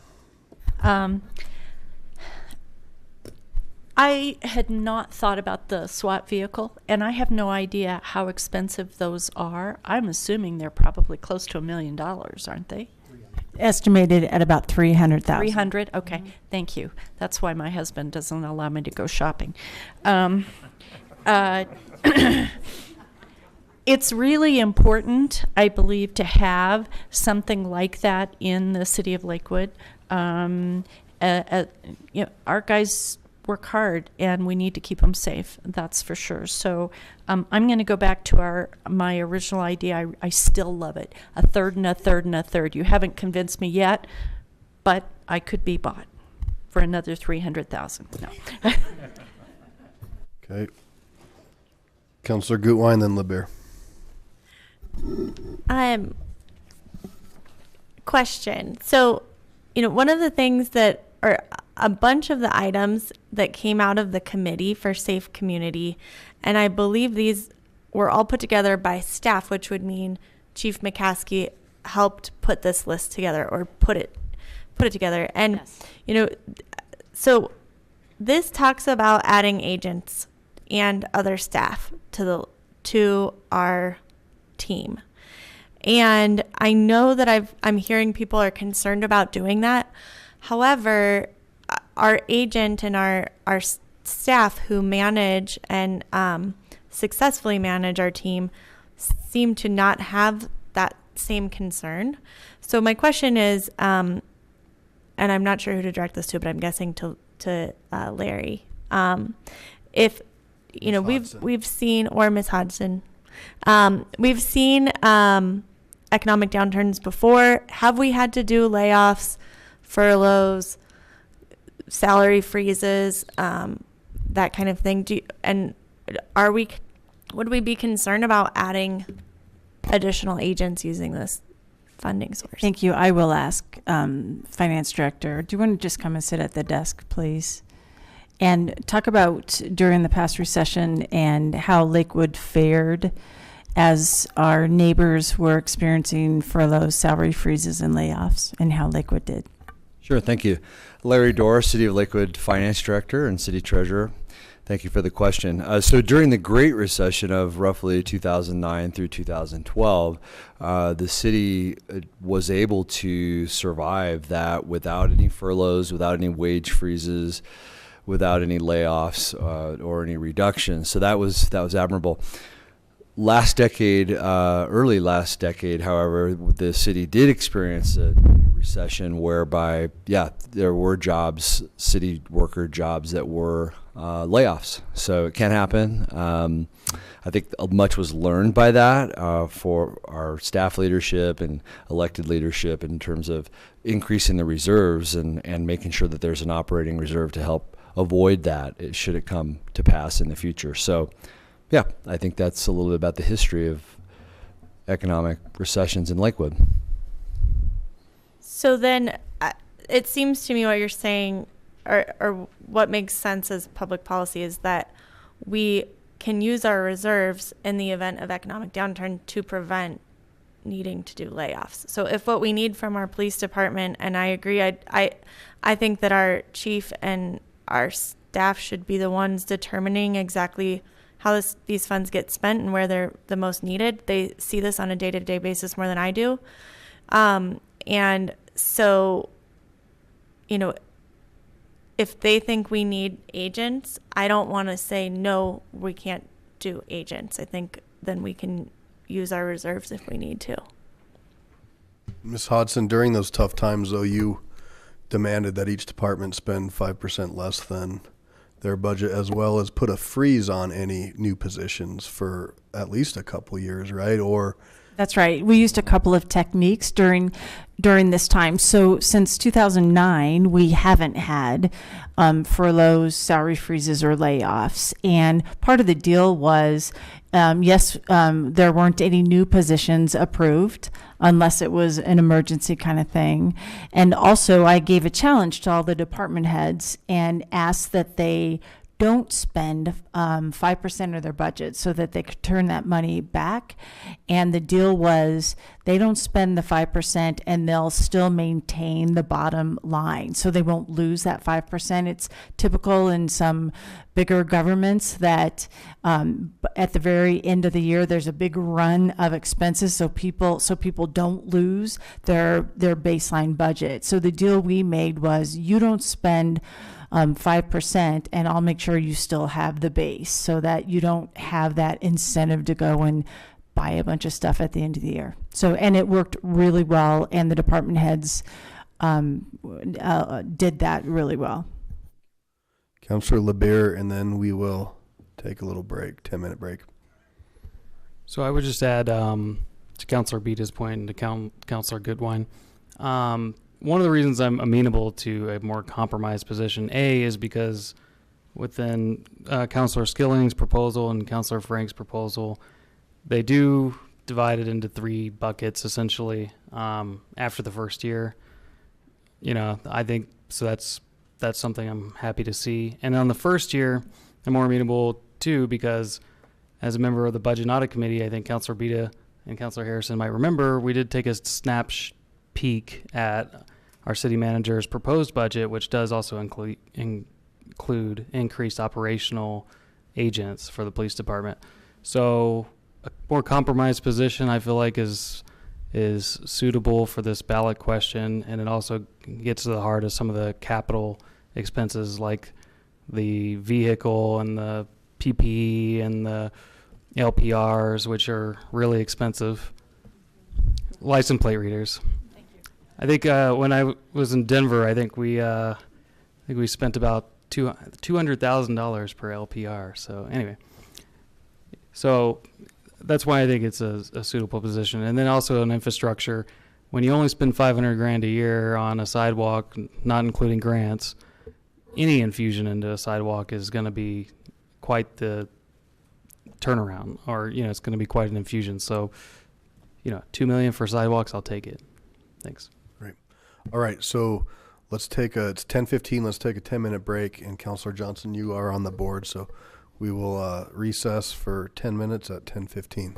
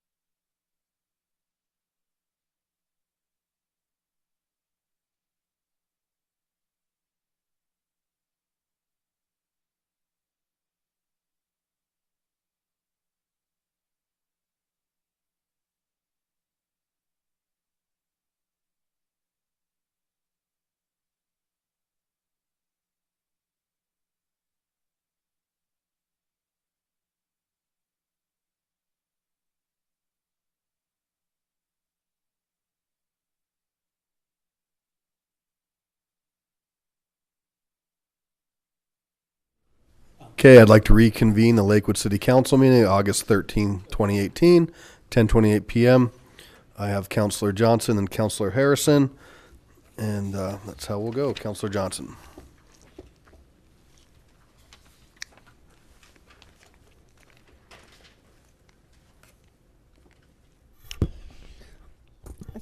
Thank you. This might help just a little bit with the conversation, maybe. When I looked at the Tier 1 projects for public safety, and if you exclude the police agents and investigative technicians and the 5 community service officers, and only add up, let's see here, the patrol car lighting, license plate readers, the SWAT vehicle, personnel protective equipment, and the police mobile computers, it comes to $1,925,000. So that's a good amount that you're looking at. It does not also include the police training facility. When you look at parks, the only things that are actually listed here are restrooms, playground, shelter, shading, landscaping, mostly that kind of thing. It does not talk about, at least on this one, acquisition of open space. And so I'm wondering if the thought was behind this was the fee in lieu, if that would be covering that piece. I don't honestly know, but I'm just at least telling you what's in here. That's it. Okay, great. Thank you. Councilor Harrison? Okay. I'm going to go ahead and make a motion that we divide up the refund, 12.5 refund, in pots, 1/3, 1/3, 1/3, those thirds being police, parks, and infrastructure. Those needs to be divided up and chosen by the department heads. I don't want to be the one choosing the police equipment for them. I would also like that to be for 10 years. Thank you. Okay, so I'm gonna, single motion is really what I'd prefer, because I think there's a whole nother discussion that people want to have with the years, so. Okay. So I'll just withdraw the time period. So a third and a third and a third of the full 12.5, and the same schedule to remain for future years. Can I say it that way? Yes. Second. Okay, so we have a motion and a second. Councilor Skilling, you were on, but did you want to speak to this motion, or did you want to speak to something else? I was going to speak to my own motion. Okay. So I can either discuss this one and the prospects of amending this one to comport with the motion that I was going to put forward, or we could discuss this motion in capsule, and then we can move on to the next motion. However you want to handle it. I would like to hear, if you want to address amending this. Well, then I would offer the amendment that we do it from, instead of a third, that out of the 12,500,000 and change, that you do 8.5 million to open space and parkland acquisition, 2 million to police capital investment in safety related equipment, and 2 million in infrastructure and transportation. Second. So before you second that, it needs to have an acceptance on the amendment, correct?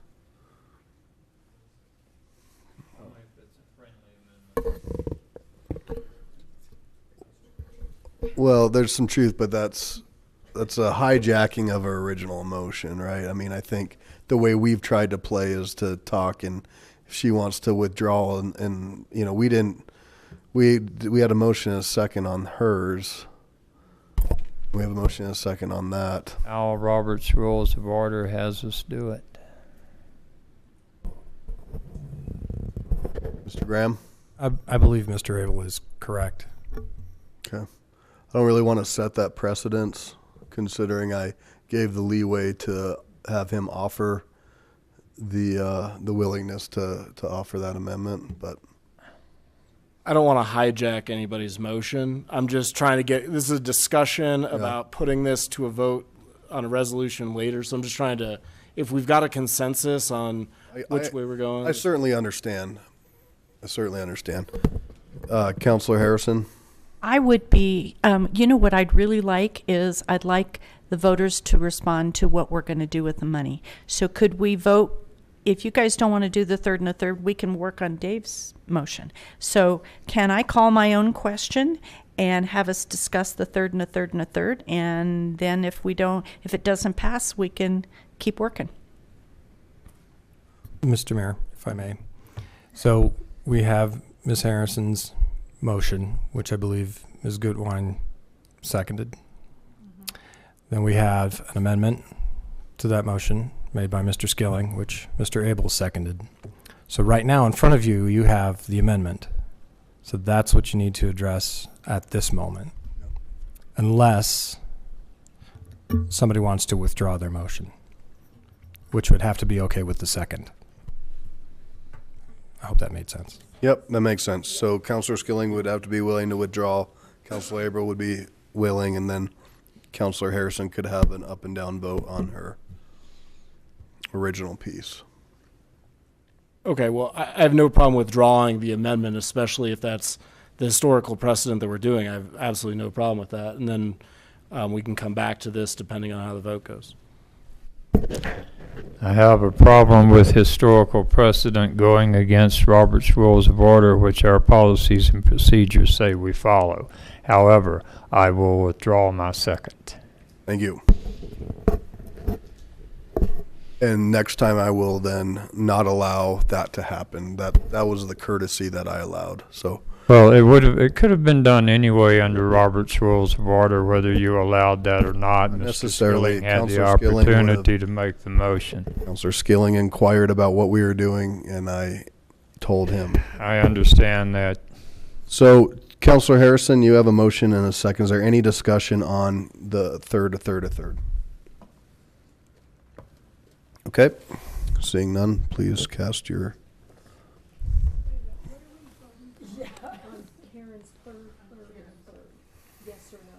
Just the 12.5 million.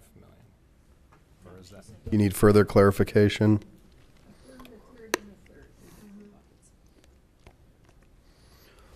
Okay.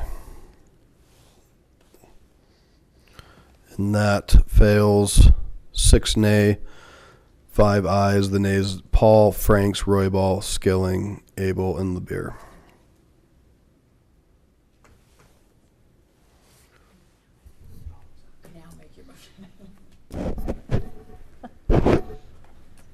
Councilor Skilling. Thank you, Mayor. I would make a motion that we, that I previously made as part of the amendment, but it would be a motion that we use the $12,500,000 pending refund from 2017, that retained amount be used for the following purposes, that $8.5 million of that be used solely for acquisition of open space and parkland, $2 million of that be used solely for police capital investment in safety-related equipment, and that the remaining $2 million be used solely for the infrastructure and transportation improvements. Okay, we have a motion and a second. Councilor Abel, you want to speak to that?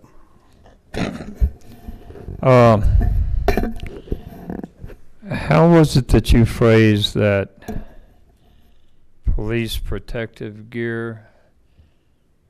Is that, what were those words? It was capital investments in safety-related equipment. A I think the safety-related equipment we were discussing was the protective armor and the armored vehicle, and I don't believe those add up to $2 million. So do you want to label it all for all the police dollars for safety-related equipment, or go ahead. I think the distinction was you have within the police category, we want to be specific with what the voters, it's not just some generic idea. And this is mainly things that are not the personnel, the hiring of agents, that sort of thing, because we discussed that's a separate part of the budget, that this would be an allocation of $2 million to buy all of those capital things that we need now.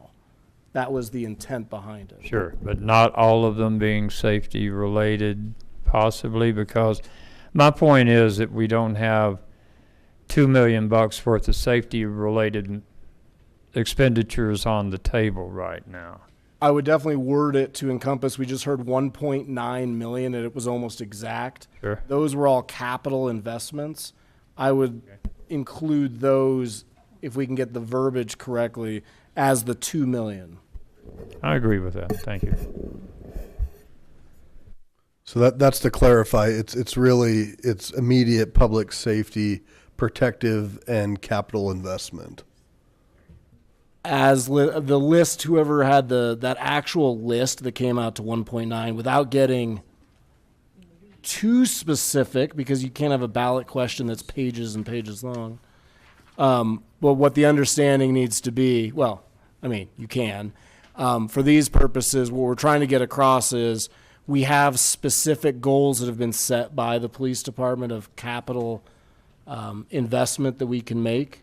And we just want to convey that, being as specific as possible, but maybe not too specific.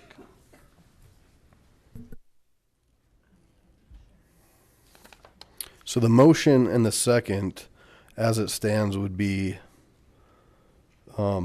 there's no issues with the other language, however, just the expansion of that, and I think we need to get that tuned in so we know exactly what that is going to be. Mr. Mayor, I believe Ms. Vincent seconded that motion. I'd like to make sure that she's also on board with the way Mr. Skilling restated it.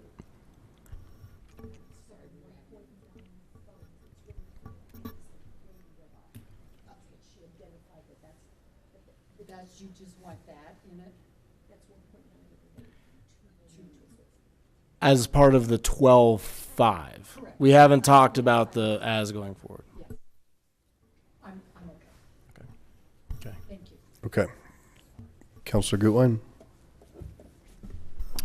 Quickly wanted to say that I'll be supporting this because, as I said in the beginning, I think there's a lot of great ways that we can invest this money, and I think that this is a great compromise and allows us to still hit a bunch of the important and critical safety needs, and the potential for some really exciting legacy parks and open space. So, thank you. Okay, so we have a motion and a second. We're clear on the motion. We're clear on the verbiage. Any other discussion, please cast your votes.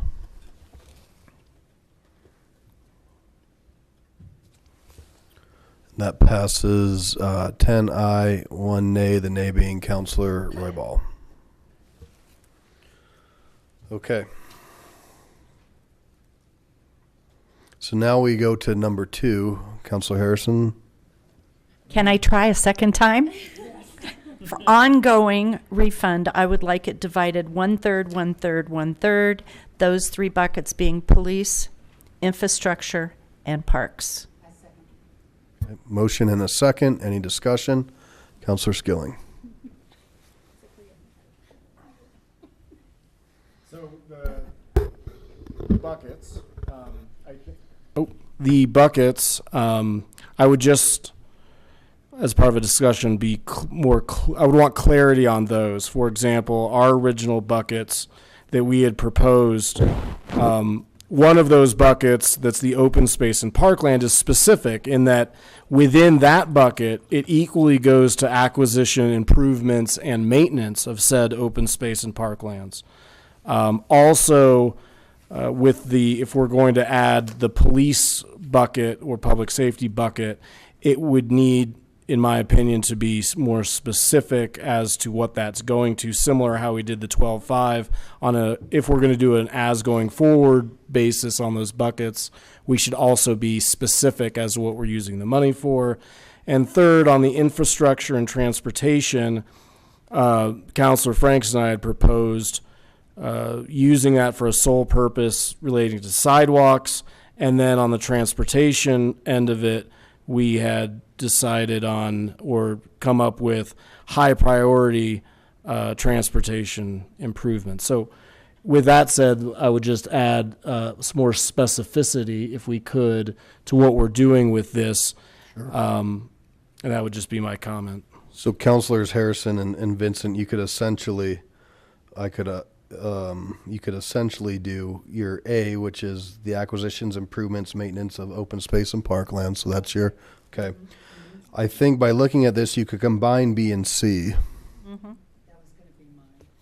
And then you'd have to figure out the new C, which would be public safety. And do you want that to be as restrictive as the language above or more open? I want it more open. Because of the fact that I think very likely that could include employees. We don't know what that's going to be in a year or two, because remember, we're talking about subsequent years. We're not going to see this for probably at least 2 years before we're dealing with it. So there's a motion and a second, and you're willing to do the A and combine B and C? I'm sorry. You're willing to do the A and combine B and C? Yes. And then now you're looking for just some feedback on the expansion. The wording for public safety / police. All right. So I'd like council to weigh in on that part, which would be the public safety piece. Councilor Franks. Thanks, Mayor Paul. On the public safety piece, again, I want to kind of reiterate that I think we have to have some language at the end of any ballot proposal which talks about how it's going to be accounted for and separated. I think that is a huge, I heard that across the 2 years, is a lack of trust from a certain percentage of our citizens that if you make these so vague and they can't track them, and you had people's testimony tonight saying, well, we were told X, and it didn't quite make it there. And so I think that you run the risk of folks thinking it's a shell game. I don't want to say another shell game. I just mean a shell game where they're not going to be able to clearly see where those things go, and you will just set the conversation up differently than you'll set it up if you're just willing to be very specific. And again, that's what we tried to do. Now, I wanted to remind folks that the areas that we bracketed, those were just ideas. Those weren't what we were just saying, if you're going to say infrastructure, and then we thought for the sole purpose of the expediting the installation, repair, and upgrade of sidewalks, you could also add to that and streetlights. If you felt that the streetlights, you could just take that language, kind of lift it up, and then add in one or two other things to where it was clear that that's going to expediting sidewalks. It's going to wherever we have unsafe areas that are, poorly lit, and then people can see a vision, a literal vision of that's what I'm going to get with that third of that bucket. Same thing with transportation. We put in brackets in areas with documented high priority public safety issues. If we have an area that needs a roundabout because that's for better traffic flow, or we have, to put in upgraded lights that are timed better and those kinds of things. Same thing with public safety. I think if you're not specific, there is enough people out there who are going to think this is just a way to shift operating costs over into a different bucket, and we run the risk of having a wholly different conversation. So I just really wanted to point that out. That's why we were giving those brackets, is to expand those ideas and make sure that we kind of tucked in there very specific things for a vision. Okay. May I add one other piece, Mr. Mayor? One other clarification that I would want to add is that I think the last paragraph that Dave and Barb had in there about revenues retained should have a separate budget and be identified clearly. I think that's important to have in there as well. Okay. So, Councilor LeBeer. I was just going to echo that I appreciated Councilor Franks' perspective on that, and I'm happy to take a look at doing an annual review or something to that effect, and I mean, or something to the effect of the language that's below number 2 there. So, thanks. Councilor Abel. There are a couple of things. First, did we skip a step? Should we have discussed whether we want to do an ongoing or not before we actually have one that has, and was there a number of years specified in your? They didn't want me to say that, so I haven't said that. I had requested that we do that after this part, but I understand where you're going with your question. Alrighty. And my other caution is street lights and traffic lights, timed lights. Those could all be part of public safety. I think we need to define what we mean. We once had an issue on a tax proposal, and half of it was to go to public safety. Again, most folks figured that was police. And then we found out, no, that's also traffic lights, street sweeping, sand for the snow plow or the ice slice, that kind of thing. So are we talking, and we can do it either way, but are we talking police on one end, one third of it is police, and those other things that could also be public safety come in one of the other baskets, such as infrastructure? I do think we need to be solid about that. I would hate to see infrastructure start taking money out of that public safety pot that we wanted to go to police. My understanding was the police part was going to be specific to police capital, policing, public safety policing. So the police department. Okay, can we leave it like that? Yeah, we need to work on that, and then let me get to the other 3 that are up here, and might ask you to just withdraw that motion altogether, and then redo it as we can kind of piece together what folks have talked about. And the lead part of that was, do we need to first consider whether we want to do it in an ongoing fashion or just pick it up as part of a motion, the way it was construed by Councilwoman Harrison? Well, I asked her to remove the ongoing fashion. Pardon? I asked her to remove the ongoing. Oh, okay. 'Cause I wanted to have a whole conversation, because I think we've heard that some from perpetuity to 5 years and everything in between. So I was hoping that we could maybe frame this then, and then we could say this would be whatever council goes. First, we decide whether we want to do something ongoing on the ballot, and then decide what term that would be. Yes. Thank you. Yep. Councilor Johnson and then Gutwein. Thank you, Mayor. I would just like to kind of back up something that Councilor Frank said. Some of the problems with mistrust in the community. When referendum C passed, it was not spent the way it was marketed. So that kind of adds to that. Also, Councilor Abel, we have to remember this is an unsteady funding stream.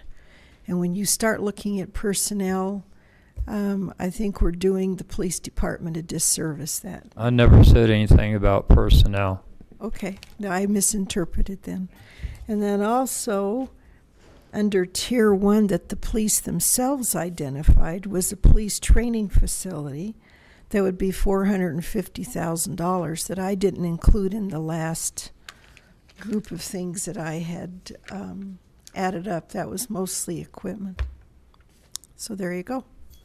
Councilor Gutwein.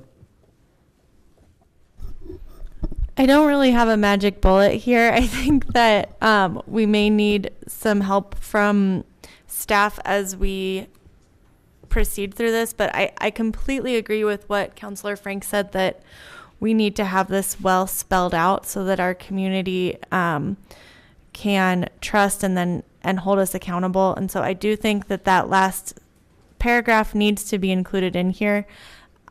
I think that the public safety we could include the protective equipment, the capital improvements, and additional agents or community policing agents, so that still picks up the needs that were listed in this initial list. So I think we should add the word agents. Okay, Councilor Vincent. And maybe this is a process question, but help me understand. We don't have a lot of time for staff to come back for us to agree without giving you some pretty strong guidelines. That's accurate. We do need direction so that we can put the language together for your vote on the 27th. Okay, that's what I thought. So I don't think we've got a lot of time to go back to staff and have them come back to us. So when you talk about language, what is it that maybe you're looking for? Could you give me an example? Well, we're looking for your direction. So as we will be playing the tape over and over so that we capture whatever your decisions are. And then, of course, you can make changes on the fly if you want, but we want to be as close as possible with the language. So we'll try to interpret as closely as we can what you're deciding this evening, but you still have leeway if you want to make any modifications that evening on the 27th. But we're going to try to get as close as we can. Okay. What you're talking about. Thank you. Does that help? We're having a lot of side conversations. I hope so. So, Councilor Harrison, I'm going to give her a couple minutes. She's writing. This is going to be a teamwork motion. Okay. If you two want to sidebar and collaborate, please do.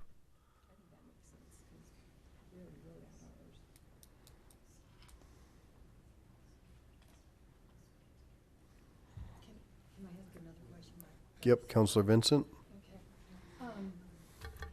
Are we okay with the motion as it stands now when we get that verbiage to go ahead and indeed add the piece that was not in the original motion about the revenues and the look back? So what I'll do is I'll have you both repeal it, and then before she makes it again, I'll go to you to suggest that. Okay, thank you.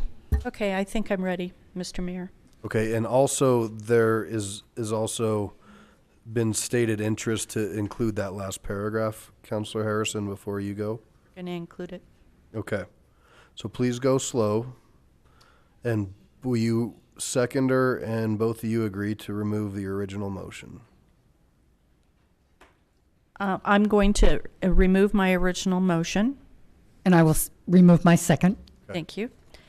And I'd like to make a new motion. The motion to say, with the subsequent revenue stream from the refund, from the Tabor refund, the refund would be placed in these 3 levels. First bucket would be acquisition, improvements, and maintenance of open space and parkland. The second division would be infrastructure, for the sole purpose of expediting the installation, repair, and upgrade of sidewalks, including transportation improvements in areas with documented high priority public safety issues. The third bucket would be police, and which includes capital investment in safety equipment and agents. With these 3 expenditures, the revenues retained pursuant to the above shall be maintained as a separate budget with oversight by the City Council to ensure the monies collected are used solely for the purposes described in sections 1 and 2. Thank you very much to Barb and David for doing that. That's part of the motion, but thank you. It's okay. Can we add in street lights? to the second one? Under infrastructure? Correct. Yes. Then I second. So we'd upgrade of sidewalks and street lights. I second. Okay, so we have a motion and a second.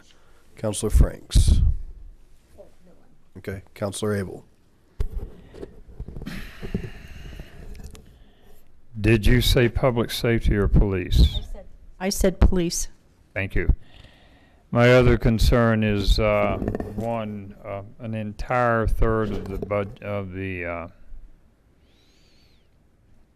retained revenue would go for the sole purpose of repair and upgrade of sidewalks and the addition of street lights. We have a lot more infrastructure needs than that. And transportation improvements. The second part of that was transportation improvements in areas of documented high priority public safety issues. So that could be streets or bridges or whatever would be needed. That'd be curb and gutter and drainage and... If it's a safety issue. Okay, I can live with that. Thank you. Counselor Franks.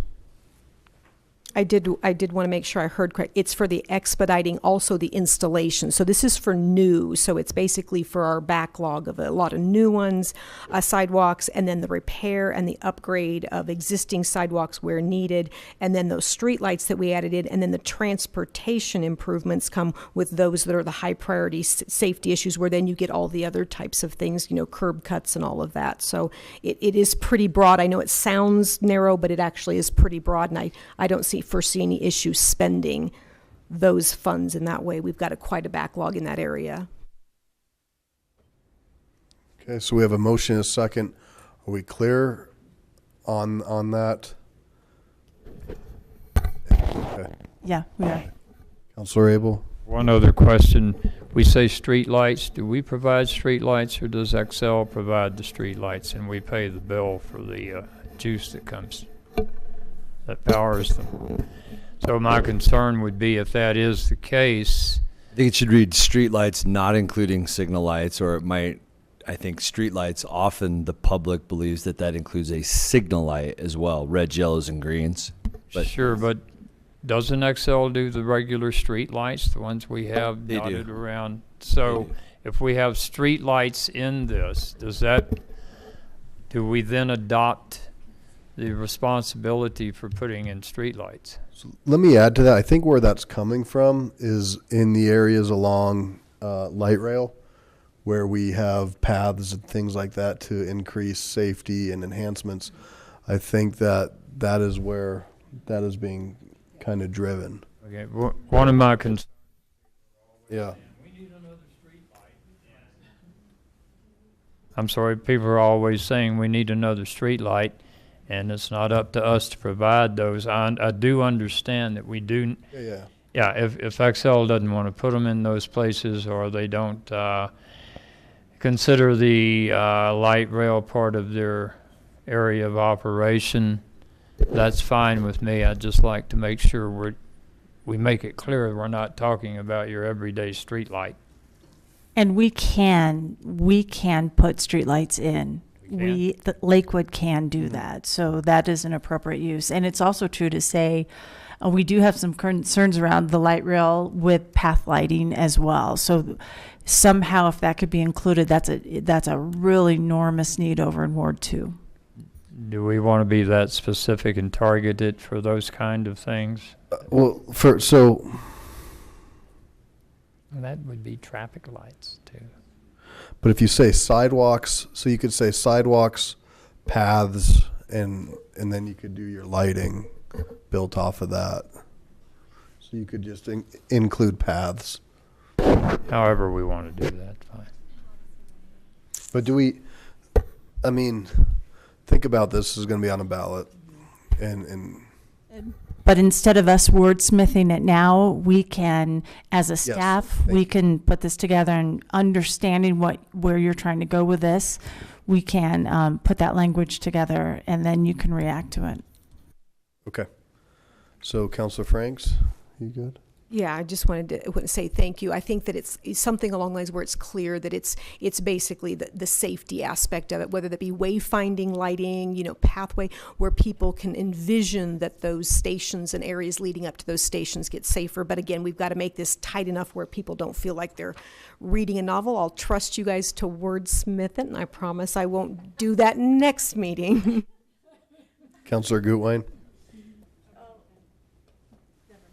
Okay. All right, we have a motion and a second. You did say agents? Perfect. Okay, motion and a second. Please cast your votes. And that passes 8-3, the nays being Johnson, Beta, and Roybal. Okay. Now time period. So again, we've heard perpetuity to 5 years and everything in between. Councilor Vincent? The thing that I've heard, the number of years that I've heard rather clearly is 10. I think we've done 10 before. That seemed to be very palatable to people. Okay. Councilor Abel? Have we done 10 before? I think it was 9 years. Was it? I thought the longest one was 5. No. I wouldn't want us to encumber future councils for that long.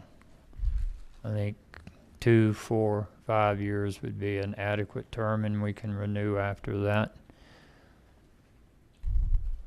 And then we need to keep in mind we may not have Tabor overages in. Councilor LeBeer? I knew somebody was going to offer 10, and I knew we had 5 over here, so I was just going to say something in the middle, which is 7. Thanks. Councilor Gutwein? I agree with the 10. I think that in the survey that we extended to the community, 60% of people said that they'd like to see it lifted in perpetuity. And I think there's something to be said for that. However, I think that giving people a look back is important, and I think it does make it more palatable. I think it gives people the chance to hold us more accountable. So I don't know that I'd be comfortable in doing something in perpetuity. I think it's better to have the look back. I think that if we do and in fact only 20% supported doing 5 and under. So that's a significant portion. Wanted to see this go for a longer term. I think it gives us the chance to really accomplish the goals of the community that we've mentioned before and see the return on their investment. The sidewalks, just as an example, we've talked about, it's $1 million a sidewalk. So if we're only going to do this for 1 year, that's 2 miles of sidewalks. I think, the longer term makes sense. And then in terms of, I think I'm comfortable with 10 years. Tabor's been in effect for 25 years, and some people up here aren't comfortable with putting that back to the voters after 25 years. So I think 10 is reasonable. Councilor Skilling? We had proposed 5, and the reason that we had come up with 5 or something of that in that area was because that's what we heard a lot of feedback on. We've got a lot of moving parts on this. It's not just a single bucket of should we exempt Colorado Mill. It's got moving parts. It's got buckets. It's got 2017 and then subsequent years with. We've talked about the sidewalks and the lighting in the past. Well, 5 years from now, maybe we got all the lighted paths we can stomach and we want to do something different, or we see how it goes. We've got that last paragraph with the council's going to have, there's going to be that separate silo that we've talked about, that budgetary oversight. See how it goes. I think 10 years is a bit ambitious. I think 5 years is probably the sweet spot. And there's a lot of folks that even told us just this last Saturday that, 1 or 2 years tops. And we said, we need to be more reasonable than that. I think the 5 is a good sweet spot. No, that is a discussion point of 5. So I lean towards 10, but I think 5 is I think it's too short. So I think maybe a 7 or 8 if there was a compromise, but I think 10 is the way to go. Councilor Franks? Even for the folks who I spoke with who are ardent supporters, besides the ones who said into perpetuity, 5 years was absolutely the number that we heard. And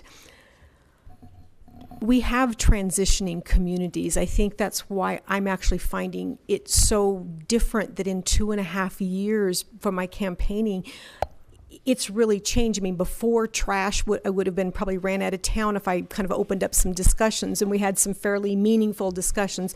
So we're watching the communities transition, but I also think it's important for us we've kind of painted some very specific things here, and I think those asks may change. We may find in 4 or 5 years that our community is telling us that our rec centers are wholly inadequate for what they want, and they maybe say, you know what, we would like to have the city add to their parks and rec and some ice, so for ice hockey and for figure skating. And so we're hearing all of these other things as the community changes and people want services that are close by that they can utilize. And so I'm not comfortable with 10 years. I think that's too far out for these specific buckets. It becomes almost where we're almost kind of strangling ourselves in a way when we have to be specific, because people don't have a high level of maybe trust. Not all of them, but a number of them don't have trust. So the 10 years out, we kind of bucket it too much, but if we don't bucket it enough, then we find that people think, well, what are you going to do? You're just going to add that to operating expenses. So I'd rather see the 5 years. I can inch maybe up and get comfortable maybe with the 7, but I'm more comfortable with the 5 based on what we've heard. Because we heard some people just literally say, take the 12 million and be grateful that I'm willing to put a yes for you to get the 12 million and be grateful. So I think stretching out to 10, I think that anyways, it's a concern. I'd rather have the 5. I think that's more reasonable, but certainly open to more discussion. Thank you. Councilor Gutwein? Sure. Councilor Abel?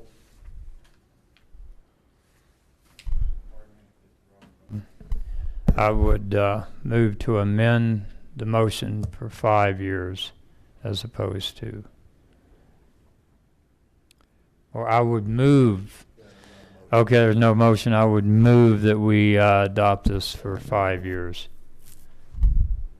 Mr. Mayor, if I might, Larry Dorr, Finance Director. At the moment tonight, we're in the middle of year 2, so I would just suggest that we had just get some real clarity on 2017 as year 1. I know when we say in the future, we think 5 years from the vote, but we're in the middle of year 2 right now, so I think the motion should be something of the order that includes 4 years, 2017 through some number, just so that everybody's real clear on what 5 years means. Does it mean 5 years from the vote, or does it mean, because we're talking about 2017? I would amend my amendment to say from 2017 to 2022. That's 5 years.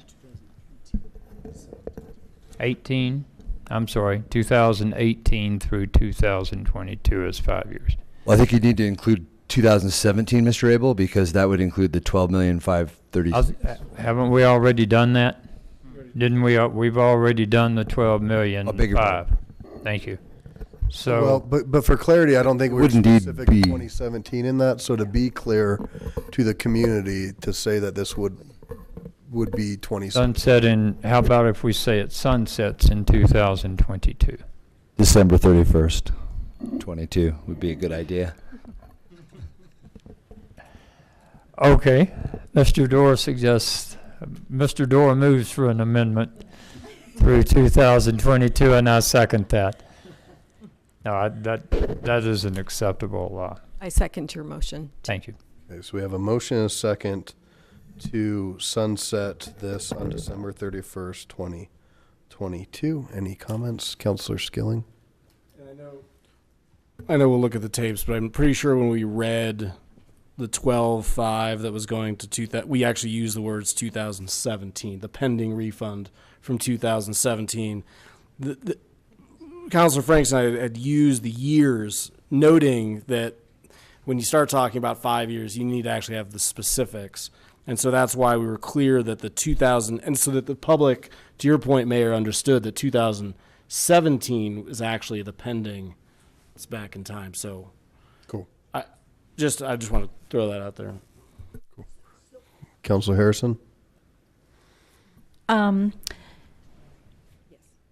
Thank you very much for this motion, but I still, I think 5 years is maybe a little too short. I'd like to see at least 7 on this, simply for the fact that I understand clarity of getting to the people with that, but as Larry just mentioned, we're already into year 2. 5 years of planning would give us a sum total of 7 years altogether that we could be looking at projects and whatnot. So, you know, I like the 7-year idea. I like 10 even better, but I could go for 7. I echo that. I like 2025. Councilor LeBear. Yeah, I would add that I like 7, not just because I said it, but also because it's not totally unreasonable to think that this country will probably be in a recession in relatively short order. It's been over 10 years since we've had a recession. They generally happen pretty cyclically every 10 years. So there's a good chance that that happens. You get the 12, you maybe get another year. It's possible you get in a recession, and then that takes 2 to 3 years to come out. So you've had 2 years. So I like 7, might give you 2 extra years. So that's what I would say. Thanks. We have a motion and a second. Any more discussion? And this would be to end it in 2022. Yes, please vote.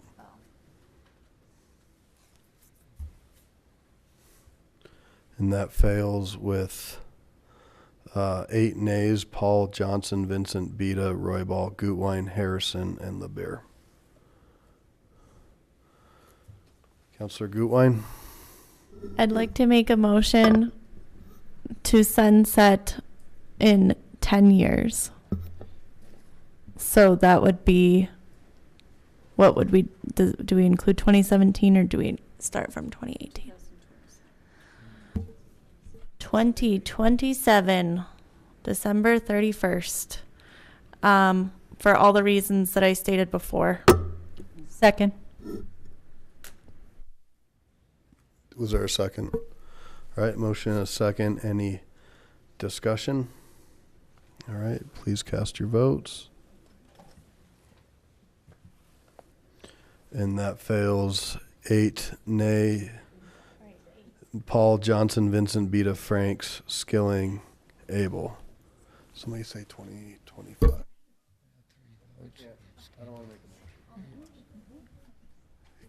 I'll make a motion. Councilor LeBear. I'll make a motion to whatever equals 7. Might I suggest as a friendly suggestion, 2025? Yes, 2025. Yes. December 31st. Is there a second? Second. Okay. Councilor Gutwein, you want to speak to that? It has a nice ring to it. 2025.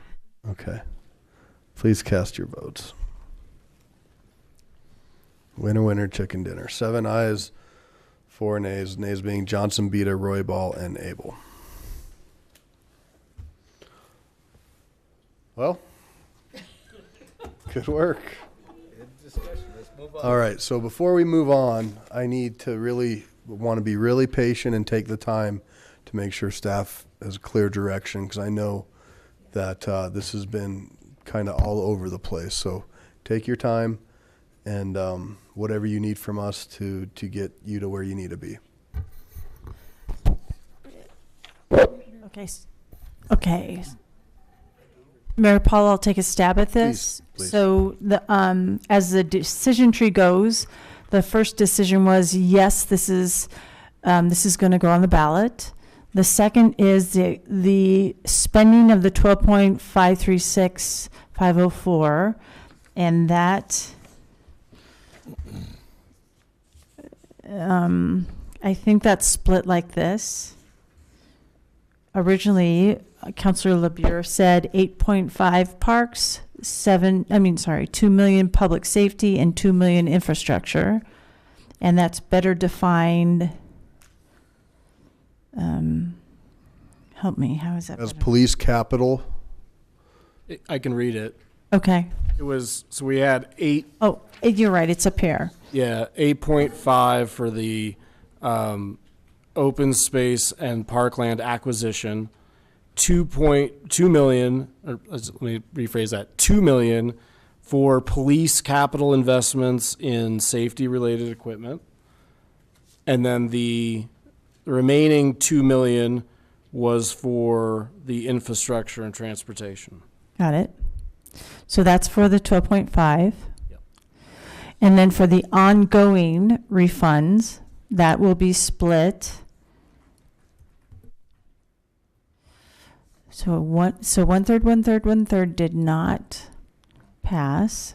Yes. So it's on the draft. It's exactly the language on the draft sheet for the first bucket, which is the acquisition improvements and maintenance on little a. Little b is the combination. What is now the second bucket is the combination of little b and little c. Yep. With the addition of the paths and lighting that was discussed. Got it. And then the new third bucket would be police capital investments in safety related equipment. And agents. And then, and agents, correct. And then the last paragraph that's there that talks about the oversight was also included. Got it. The one that starts with the revenues retained. Retained pursuant to the above shall be maintained. Got that. That's right. And then the fourth decision is to sunset December 31, 2025. And Kathy, just one, we did say a third and a third and a third. Yeah, oh yes, thank you. Okay. For the ongoing refunds, right. One third, one third, one third in terms of the amount. Yeah, and that's actually in the draft as well. We had the language equally distributed on an annual basis. So it's in that. Got it. I mean, however you guys want to wordsmith that, but it's there. Got it. So we have it all. It's just, it's in different parts, but we've got it. And thank you for helping with that summary. Thank you all for your assistance. Okay. General business. Councilor Vincent. I can make this really quick. I'd like to have a proposal. Currently, I found out that on the Lakewood Historical site that anything historical has to be self-nominated. There's no mechanism for any identification to say these are historically significant to Lakewood, and there's no restrictions on those. Also, I have found out that there are local nominations through the Lakewood Historical Society that are unknown to many people, and they're not together on any site. There's also been reach out to the Heritage Center about saving some of these buildings, and we found out that that's not within the parameters. So what I'm proposing, and also too, one of the things that we find is when these places are demolished, they're done to build high density apartments or condos or storage units or something. So it adds to the traffic, it's not environmentally friendly, and there's a lot of things within that. So what I would just like is maybe a study session or some information back from the city about what other places do and if there's anything we can do to maybe strengthen our historical commission.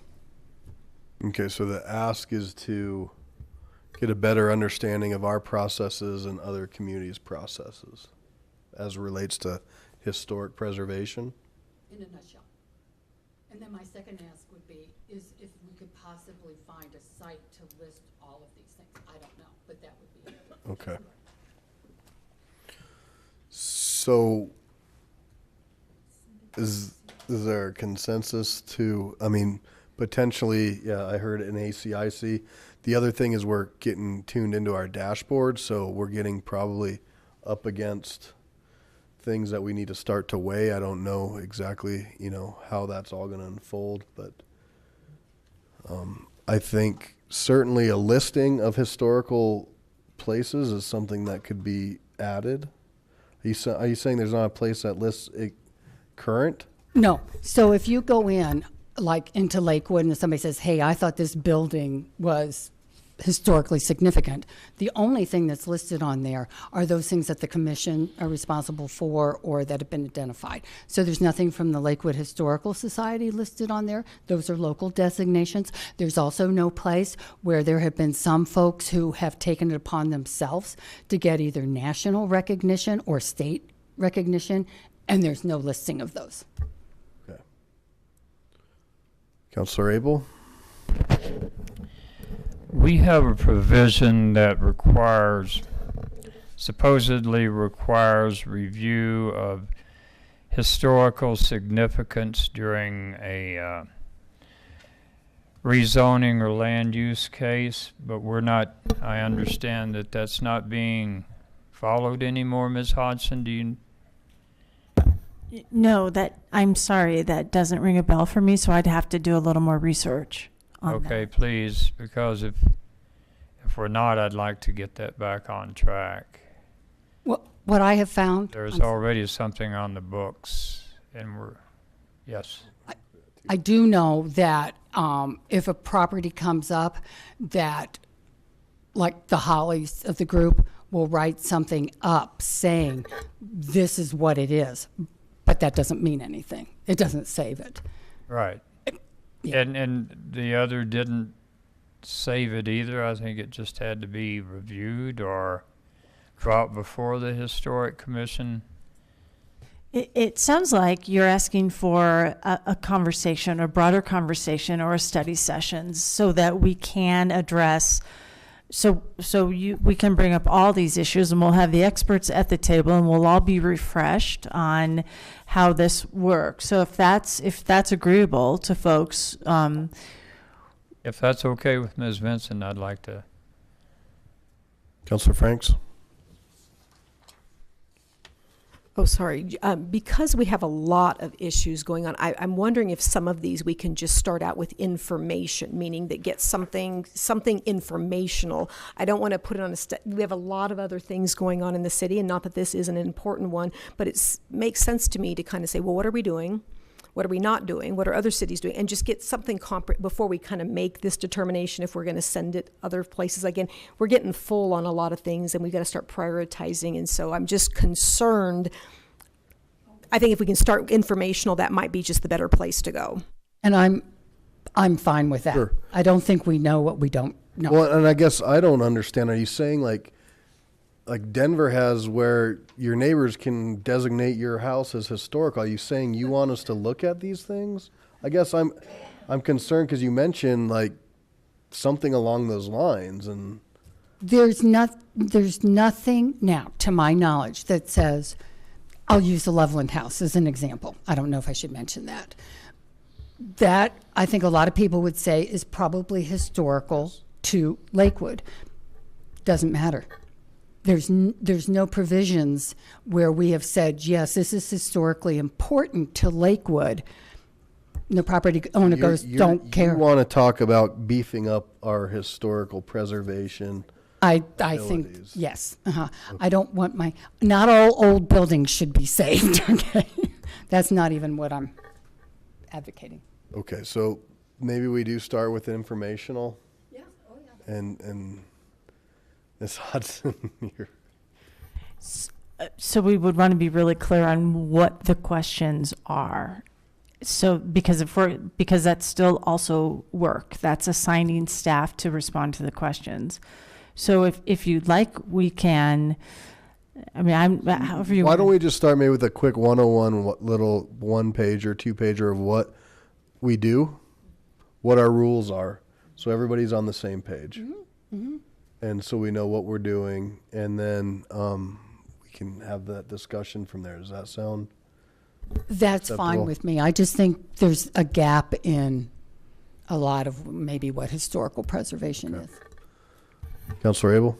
I agree with that. Just let's find out what we have, and then we can brainstorm on what we need to add, if anything. And we do have a Historical Preservation Commission that could potentially be utilized for some of this. Yeah. Okay. All right. Woohoo. Somebody said 1 a.m. Not a chance. Let's get going. Okay. A lot of wonderful events this weekend that took place. I'm sure the different folks will get into those. I saw people at War II event, a Montessori opening, a train ride, and a mural fest, as well as showing pigs at the Jeffco Fair, where Councilor Harrison's pig came in 3rd and mine came in 6th out of 7th. And my blue butt pig was not very kind. So that was a lot if you want to expand. And then I just want to just mention on a sad note, some folks may know of this gentleman, a good friend of mine, active in Jefferson County politics and at the state capitol, Joe Carr, passed away at the age of 30 last week. So want to send my best to Joe and his family and just share a funny story. Around the time the movie Straight Outta Compton came out, we were I was running for office, and he showed up to my house with Straight Outta Lakewood shirts. So I thought that was pretty cool, although we did not go knock on doors with Straight Outta Lakewood shirts. Mayor Pro Tem? Real quick, because it's getting late, I'll just say we're having our community picnic on Saturday. The dedication starts, or the rededication starts at 10:30, and then the party starts at noon. Hamburgers, hot dogs. Come and join us. I'm going to start all the way down on my right. Councilor Johnson? I would just like to thank Councilor Skilling and Councilor Franks for starting the conversation off tonight with such an organized way to look at things. I think that really made a difference. Thank you. Nothing else. Councilor Vincent, nothing. Councilor Beta? No report. Councilor Franks? Councilor Gutwein? 3 quick things. Number one, just want to thank everyone, including everyone in our community who participated in this Tabor conversation. I think that everyone who added really helped us get to an ultimately great final product that I'm excited will be on the ballot and give everyone a chance to vote. Number 2 is Rat House. Just wanted to explain why Councilor Harrison and I did not make a motion to or a proposal to make ordinance updates, because that's already underway. And so, we're hearing from our community that they want us to do that, and it's already happening. So I think that's great. So thank you to staff for working on that. And yes, and thank you. And then also that the removal process is continuing and underway. And I forgot what my third thing was. So we'll just leave it at that. So thank you. Councilor Skilling?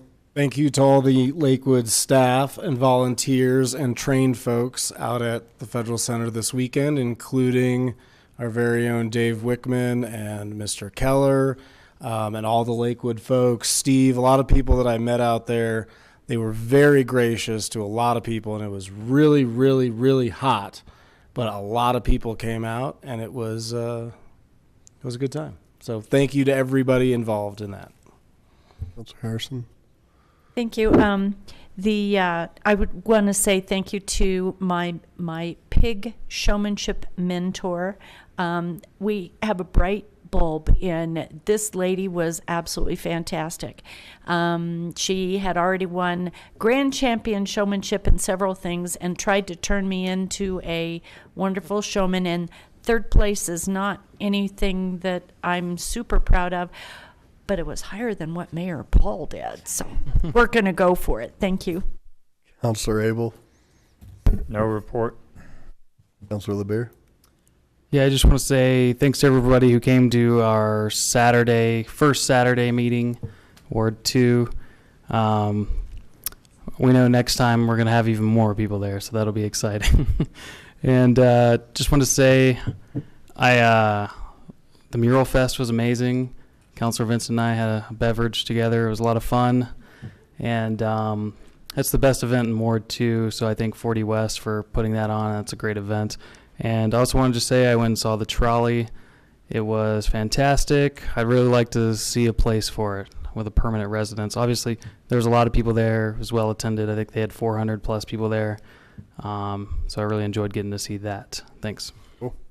And I will, for the record, Judge Stavig's pig came in 7th. Ms. Millard, anything? Mr. Graham? Ms. Hodson? All right, we will adjourn at 11:33.